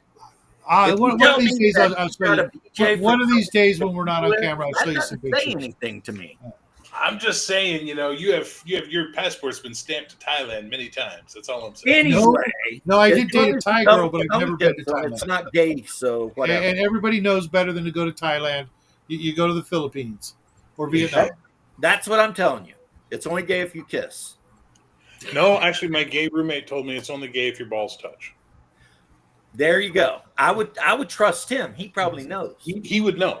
But he would was know. also the guy that He's who experienced in clued this me shit. into the gay conspiracy. I said, "What do you mean?" Now I have to, as a matter of course, being who I am, I have to say homosexuality is a sin. Yeah, I don't James, condone we all it. know that. But We all moving know that. past all that shit, So it's only gay if your balls touch. Listen, he clued me into the gay conspiracy of the early 2000s, mid 2000s, which was there was a thing where There was a women conspiracy were about trying gay to be as skinny as they could be. Remember that when women were trying to be as skinny as they could fucking be? I Well, never noticed because there was I a time. There was a it. time. It was like the trend. It was like heroin chic. They called it. Mhm. Oh Now, yeah, now I know. When Yeah, a woman Kate Bush. becomes super skinny, what does she start to resemble sexually? What does she start to look like? Like a young boy. Like a young boy. And so I said, wait, I said, so this is the thing is get us all turned, because you guys control fashion. Is this to get us all turned on by that so that it's easier to get us into that? He goes, exactly. I said, well, fuck, that sounds like a conspiracy. And he had the best line ever. He says, yes. And now that you know that, I have to fuck you. I just died laughing. I was like, fuck. Well, I would have been immune because, like Hard I said, pass. I always like mine thick. So, like Baby Got Back, yeah, that was an anthem to me. All right. Actually, I'm not into thick girls. I'm just into women. Well, hey, that's cool. If they got good personality and you like hanging out with them, Dude, whatever. If I were to show you like pictures of every woman I've been with, you'd be like, you have no fucking type. My friends all think I'm into like super skinny. Well, blonde you've chicks. already talked about the Pakistani girl or whatever. Punjabi. I thought that's the same thing. The Asian girl. Yeah. A couple of Latinas. And some Latinas, some Celts, French women. some French. Yeah. So you're like Dane. my brother. You're just basically down to fuck. Excuse me. If I like her, I like her, and I don't care what she looks like. I don't care what she's built like. I don't care anything. If there's something about her that clicks, it clicks. I'm in. You know what I mean? I'm Literally. just tired of magazines telling me. But what's Sorry, the rest? what? I'm just tired of magazines telling me what she is the thing. Yeah, I don't pay He's attention to quoting that. the lyrics, yeah. Yeah. Because Fonda ain't got an engine in the back of that Honda. My Anaconda don't. Hey, gents, I gotta get Not going. I gotta unless you get got this one. buns, son. Have a good one, Shadow. Catch I'll you see you later. guys tomorrow or later tonight. I'm probably gonna do something later tonight. You guys are welcome to join me if I do. I'll be in Otherwise, bed. I got writing to do as well. It's always good hanging out with you, Right, gents. homie. Well, he got all excited because we were talking about Thai lady boys, and he's like, he's got to go right. No, I mean, I got to take the boy to a dentist appointment, and He's got to go clear his like web history, and Yeah, exactly. he's like, oh, Uh-oh. RPG gamers. No, we just say if you were playing D&D, you probably didn't have any female conflict. Even if you had girl players, you still probably didn't have any female Dude, conflict. there was a LARP in Montreal. This one girl gave like 7 or 8 members the clap, including brothers who didn't know that each other had slept with her. Oh my God, brothers who are Eskimo brothers as well. That is Yeah. the worst. Yeah. Man, I can't imagine ever trying to be with any woman my brother had been with, just because I would be so embarrassed by the comparison. Yeah, but they didn't even know. That was the worst part. Like I'm just saying, she would look at me and him and be like, when she looked at me, she'd be like, yeah, that's the guy that got all the Irish blood. And then she'd look at my brother and be like, I don't know what blood he got, but he's definitely a brother. And I don't need that. I don't No, need no. that. That's no good for nobody. No. But yeah, I played AD&D. We had girls that played AD&D, but nobody was getting freaky and going to gay clubs and watching drag shows and drinking 8 liquid heroines at the nightclub and like passing out. But when I played Vampire, all of these things are my life experience. It was just like, boom. It's like if you watch the Artemis video, I Like the Way You Kissed Me. That was me in 97. That kind of party. You know what I'm saying? It was wild, man. Yeah, we would finish. Except we were pretending to be vampires. We would finish the game, and depending on what night it was, because sometimes we'd play on different nights, we'd either go to a bar in Vancouver called Love Affair, which we called Love Your Hair, and it was like, industrial goth night when we'd go there, or we go to this bar called Celebrities, and Celebrities was a gay bar, but on one night of the week they had 80s retro night, and it was open, like anyone could go. So you went to fucking Celebrities because it was the best music and the best dancing. Well, we had a place called Southern Nights, and it was gay every day of the week, every year, but they didn't care if you showed up. And at the time, I was dating the tarot reading witchy gothy chick. Okay. And her friend was gay. So sometimes she'd be like, hey, you want to go he wants us to go. Fine, I don't give a shit. I'll sit at the bar. No one will talk to me but you, and I'll drink beer and watch the show. And I'm a kind of voyeuristic. I love watching people in their natural habitat. Yeah. Just that kind. Okay, yeah. Yeah, no, I don't want to watch people doing, but like just to sit. It did sound a little different from the you before. You said I don't want to sleep the same with the same girl as my brother, like, and now you're saying I'm a little voyeuristic. Well, meaning I like to watch people. Like the other day, we were in Gainesville and we went to the hippiest of hippie markets. Like 90% of the shit there was vegan and organic. It was amazing. It was like going to the human zoo for me. It's like you're walking around and you got guys with gauges in their ears big enough to like put my hand in, and chicks that were tatted up over 9% of their visible skin and weren't wearing much. So that's a lot of skin. And the fruit isn't that long away if you want to throw it at them. No. As a matter of fact, I ended up buying some chestnut hummus, which I didn't even know existed, but the guy gave me a sample and it was amazing. And some hot pad thai with tofu, because my brother-in-law told me it was the best Thai food in Gainesville. And being that I live in Orlando and I love Thai food, I was like, well, God, and if you're going to eat Thai food, it's like you're going to eat red curry, you're going to eat pad thai. I mean, the basic bitch stuff before you get into the really in-depth stuff, like, soft shell crab and stuff, So if Baird defeated Dean in chess, then an older man in Spartan society could claim certain. Boz, you are truly a weird dude. Or whatever you claim to be. Because what do you call it? Just because Bear is shaved does not mean he is one of those guys on the bust. Okay, like one of those Greek statues. Yeah. Okay. Moving on. So yeah. But you know what? We've talked about vampire enough. We all know the deal. Anyone who is involved in it knows the deal. In the 90s, White Wolf practically killed TSR. The whole reason Wizard of the Coast got TSR was because White Wolf was slaughtering TSR. It wasn't the only reason, TSR but it was a very good reason. Mismanaged.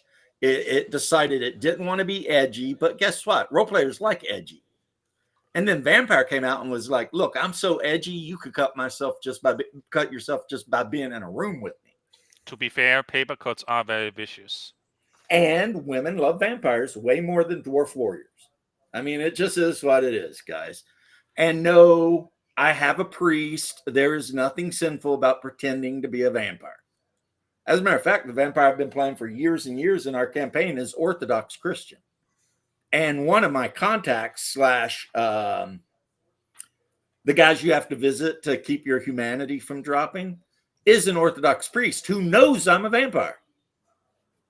You know what I mean? And I have to protect that guy and visit him and stuff because he's a connection to the real world because if I don't keep my mortal connections and shit, I'll become a white, which is a So, vampire that has lost all their humanity. So, does your wife know you're a vampire? Does my what? Your wife know you're a vampire? I don't have a wife in game. My wife is in the game as a vampire of a Oh, totally sorry, you're different talking about the clan game. that I Okay, don't so I like. got confused with you saying I have an Orthodox priest that says it's okay, and then I think my mind skipped a few lines, and you were talking about how I'm going to my priest who knows I'm a vampire. Okay. Yeah, my character's Orthodox, but my real life Orthodox priest, Father Nectarius, has told me that there's nothing wrong with role playing, as long as you know you're role playing and you're also doing what you're supposed to be doing anyway. So it's one of those, as long as you're not being excessive, it's okay things. Yeah. So then in the vampire game, I play a guy who was embraced during the Russian Revolution, who was a czarist. So my character's flaw is I absolutely despise communists, especially vampire communists from that era, which is my other flaw is I can never go to New York because I've been blood hunted for killing a vampire communist in New York without the prince's approval. But because my character's status is so high within the clan, they decided not to kill me, just banish me. Which, hey, what's it that they said? A pack of blessings lie upon your back, where it could be execution. Instead, it's banishment. Anyway, that's Shakespeare, but whatever. Yeah, so I respect Shadow's position on things, but like Bear pointed it out, and Bear was very succinct and very to the point with it. I mean, so no demons in D&D then? Yeah. I mean, but here's the thing: Wizards of the Coast, I think they miss the point of is in Wizards of the Coast D&D, like you can be friends with those demons, and they can be your buddies and shit. But in original D&D, you were supposed to kill them because you were a hero. And somewhere along the way, that shit got flipped. And what are you going to do about it? It is Not what they did. Although I will say I was okay with them like renaming demons and devils to like their own in-universe name. Yeah, but we all know who they were. Yeah. You can say it's a Teneri, but its name is Asmodeus. I mean, come on. Right back. Okay. You're not fooling anybody there, buddy.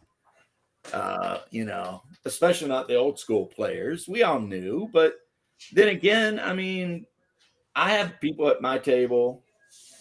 They're all basically good. Their characters are all basically good. So I don't got to worry about that. There's no one wanting to play evil. Usually the only one that's near evil is Hungar when he does decide to play like an assassin or something. But whatever. I mean, that is also a prime opportunity to take a stab at playing evil. We have done that in our long career of playing role-playing games. Yes. Actually, the characters that we played that were the most evil of all time were when we played Boot Hill. Because we were cowboys and we were just basically young guys at the time, and we were playing cowboys, Boot Hill 3rd edition, so 90s. And we were definitely the outlaws. Like if it were the movie Tombstone, we would have been the cowboys. We were assholes. It's like every single one of us playing was just looking for a reason to draw iron and fucking shoot somebody. I mean, that is what they say about what do you call it, role-playing games. That like teenagers' first role-playing games is all the murder fantasies they couldn't do in real life. Well, yeah, and it's like you're playing Boot Hill, you're hanging out in a bar, and you're a 20-year-old dude. Of course, you're waiting for somebody to try to pull your card because you want to pull your 45 and blow his face off because that's the fun part of the game. I mean, rustling cattle between Texas and freaking Chicago, that's not super fun. But getting into a shootout with a bunch of Apaches, that's kind of fun. Yeah. Unless you die, which in Boot Hill 3rd edition is really likely. If you fight a lot, eventually somebody's going to get your number and that'll be it. Because, I mean, that's a game where you can get hit and just die, depending on what they roll. They can be like, yep, shot in the chest, you're dead. Okay, good. I'll make But a new it's also character. one of those games where in theory, it was cool using dynamite. In practice, you're most likely going to let it land next to you. Oh yeah, it's one of those like you're saying. Yeah, in theory, dynamite's cool, but you're probably going to blow yourself up. So, you're right. I mean, I love Boot Hill. I still have the 3rd edition here. I love it. It was great. It's easy to make characters for. It's a die 20 skill based system, and yeah, you can die really quick, but you can make character really quick too. Yeah. Now, when I got older and more mature, I started playing actually characters who weren't murder hobos, basically, to use the vernacular. But when I was a young dude, even in D&D, I was a murder hobo. My whole goal was to wake up at the tavern, kiss the tavern keeper's daughter goodbye. We didn't ever go into detail otherwise. Yeah. And then immediately find the nearest humanoid cave system and mug every one of those bastards unmercifully, killing even their little ones, rob everything that wasn't nailed down to the dungeon floor, and then come back and do it all over again. And that was just basically what we did from the time I was like 13 to mid 20s. Yeah. And then in the mid 20s story, I think it's because of Vampire, I started realizing there could be stories other than just mugging orcs or whatever. So then that also become a thing in D&D too. There was the whole, okay, who are these characters though? And what do they really want? And I mean, pretty early on, like when I was 16 or 17, I'd have players write goals on their character sheet. Like, what does your character really want? You're a level 2 fighter, but what's the end game? Like, are you just going to be a murder hobo your whole life, or do you want to be a noble one day? And so, yeah, it was that kind of cross-pollination of the story gamer versus murder hobo thing. And that's pretty much where I landed, in the middle. Yeah. My group loves to go into a dungeon and kill everything in it. But at the same time, they'll go to the ball of a local noble and schmooze with the nobles and try and do shit like that too. I mean, so, very broad our games, and I think that's great, but as far as we're the old people, blah, blah, blah. I mean, Shadow, he's got his opinion. He's welcome to it, but we've got people like Ginger Harmony. She's like 20 something and she's running old school games. I mean, there's a lot of young people out there running old school games. The old school D&D will never die. 2 of my players are in their early 30s, never played anything but 5e till they met me. And now they're 100% old school. AD&D, Lovecraft, Vampire, I mean, so yeah, people who worry about it, I think that they shouldn't. They're allowed. I mean, it's their dime, right? They can worry, but I mean, every day there's a 20-year-old kid picking up an OSR game and being like, damn, this looks cool. I'm serious. I mean, like Kelsey or Chelsea, I always screw her name up. She couldn't make $3 million from just old people. There are a lot of young people that are like, I like this. It's 5e, but it's mugging orcs 5e. And Gillespie sold a shit ton of Dragon Slayer, and not just the older guys, younger people bought that shit too. So that's my last statement on that. Okay. The game will never die. I agree with that final statement that the game will never die. So, Bear, Yes. what was your opinion of 4E D&D? Because I can see you have some of the books in the background. I like 4E just fine. Same. I think it's a damn good game. I think they marketed it poorly. They made some bad decisions on naming that they chose because they thought they were going to, somehow get the MMORPG crowd over, and as such they alienated. But look at 5th edition. How much of 5th edition is 4th edition? About 60 to 80%, and they're very mad about it. The designers that we just had to rename things and people forgot. Yep. They're kind of annoying. But when you talk to all those guys at WotC who were on 5th edition, most of them played 4th edition in their private games. I ran 4E for quite a while, but then as soon as 4E Essentials dropped, I was all over that shit like a fat boy on cake. And I still own all of it. And I will tell you right now, 4E Essentials was good. Even if you hated 4E, the basic core 4E bullshit, 4E Essentials was good. That was a good game. I didn't care for it. I thought it was too streamlined. Like it was too dumbed Maybe down. that's what I liked. It reminded me of BX. It was Yeah, like, that's the problem. It wasn't. So the reason I liked 4E was because it was different. Despite any of the things like classes, levels that carried over, it was different. And then 4E Essentials comes along, and it's just trying to make 4E like 3E again. And I'm like, ugh. I love the fact that certain monsters would get special attacks when they got blooded. Yeah, Bloodied is great. That was so good. And now the minion thing, I've always used that. You know, there's always a guy with 1 or 2 hit points running around, whatever. Screw that. That's okay. But like having a dragon that if you bloody it, which means reduce it to below half hit points, it automatically gets its breath weapon again. And after it uses the breath weapon, every round you roll dice 6 to see whether it comes back or not. Those were great mechanics. And 4E, the base 4E game would make an amazing skirmish game. Sorry, Bear. Hey, you're right. But seriously, it would. The combat in 4E, and they is, had one of my favorite classes, which is yet to return to my knowledge. The Warlord? The Warlord. Yeah, the Warlord. Everyone loves the Warlord. Fuck, I mean, a dude who can be like, hey, I'm going to give up my attack this round, but that dude right there, he's going to take another attack. I mean, it's basically I'm how gonna people move want to this play guy. the board, just without the music.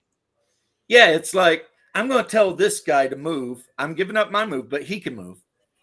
So the Warlord was so awesome. He was the general standing in the back of the group, and he could fight. He could fight just fine. But when you desperately needed the fighter to actually land his daily, the Warlord could be like, you're up, bro.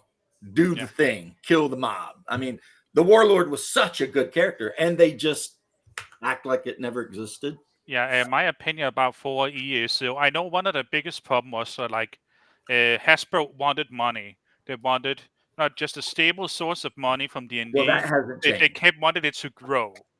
So I know that they weren't like, I'm never going to like make a small game or something. So, but where I think D&D 4th edition would have been good if it was D&D Tactics, something like that instead of like 4E. Final Fantasy Tactics, but D&D. Yeah, something like that. Like that'd been awesome. Marketed as a tactical role-playing game or something like that instead of a role-playing game.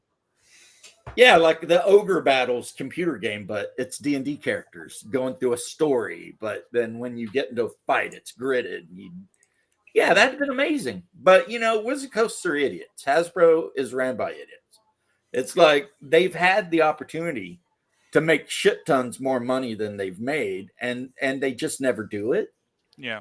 And then they got Magic the Gathering, which was for the longest time basically print money all day, every day.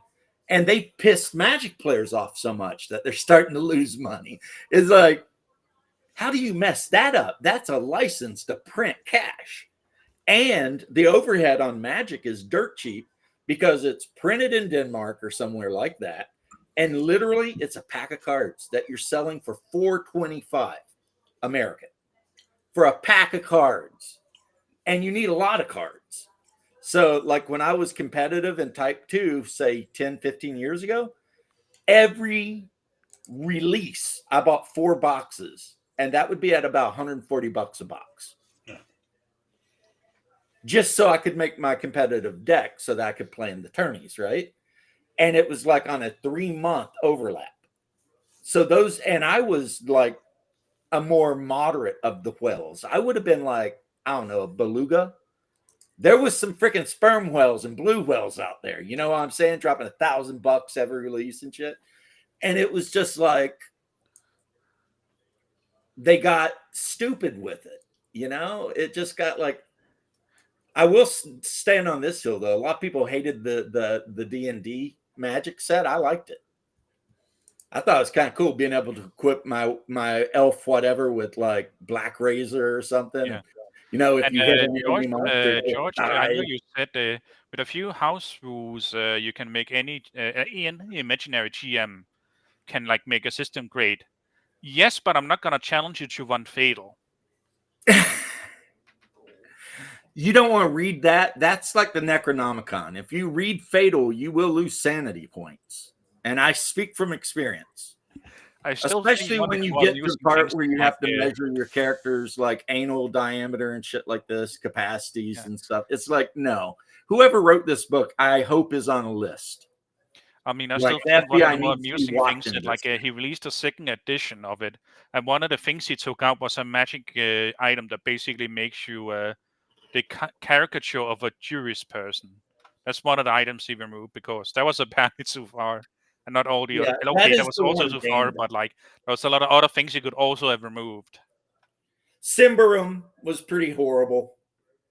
But George's point stands. You can take pretty much any Yeah. decently written system, and if you're creative and you want to throw a few house rules, I mean, AD&D back in the day, we used to keep a folder of house rules, and that shit would be like 40 pages Yeah. because we had to have house rules on like if you got someone pregnant, like. Well, toward the end, Bear, I see the look, but toward the end, like characters were marrying and having domains, and so you had to see if like each year, you know, like if they were having children or not. I just kill the characters before they get to that level. It makes my life easier. Okay, you know what? Basically Pendragon. Not Okay, as- roll your eyes, but it's basically that. Oh, I have Pendragon on my shelf. I told you my buddy Marx's character died of old I age. think Pendragon is a fantastic game. I just don't play that way. Sorry. Right. He was 78 years old when he died, and his oldest son began an adventuring career with Hungar's dwarf, who can live to be like 300 or 400 years old, but had capped out at 6th level because I used those first edition level caps. So it wasn't really that big of a deal, you know, to have a 6th level guy and a 2nd or 3rd or whatever, up until, you know, eventually my friend Marcus's knight, our Unearthed Arcana, actually over-leveled Hungar. But Hungar didn't care because he's a dwarf fighter. And he had a whole clan, and they had a mountainside inside of, you know, the Cavaliers' freaking domain. And they were mining copper ore and shit and then trading it. So we were dealing with trade networks, banditry on the roads, noble families, relations, aging, like all of it. Storms, random events. I mean, because what do you do if one year there's a drought and now all the crops die? Well, if you're the lord of that domain, you got to import some food quick. And Otherwise, I think Bear's answer is gonna be, I want to play another game. well, I mean, we got pretty intense. Like I said, Bear, when I learned about telling stories and extended timelines, I mean, my D&D No, I get it, guys. Okay, listen. I don't care what other people like. That's what they like. I don't give a shit. Like what you like. I don't judge you for it. It's just not for me. Yeah. And we did have a whole folder full of homebrew rules. Dude, my house rules for Marvel Superheroes, which has now become heroic for my house rules, were so extensive. I had people going, "Why don't you just write the game again?" And I went, yeah, you've already did it. So I did. That's how OSE came to be. The guy who wrote OSE was writing house rules, and he wrote so many of them. He's like, might as well just print this. And that's OSE BX when it was originally old school Central BX. I like that a lot of the all stuff of he his did. house rules from running BX.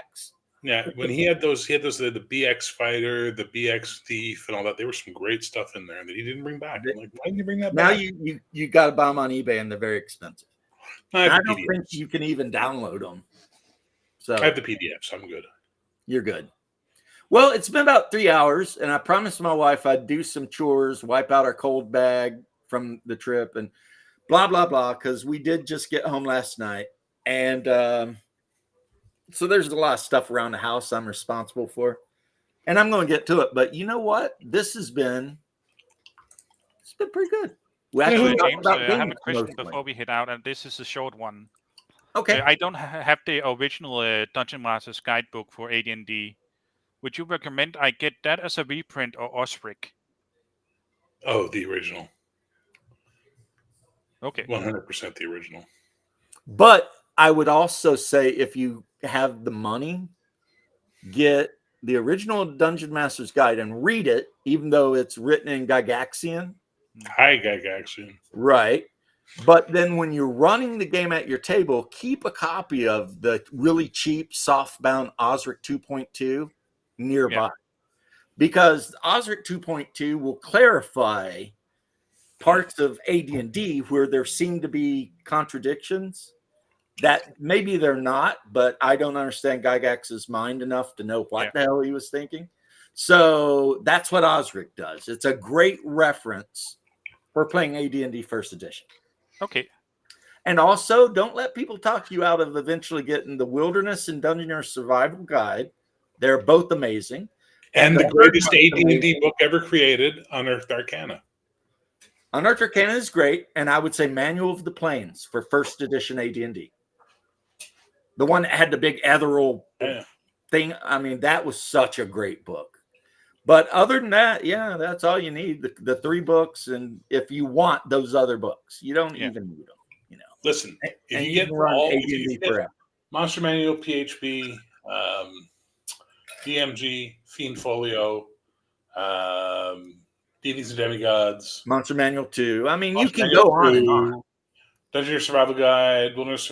Just get all the official hardcovers for First Edition, and you can literally play until you're dead.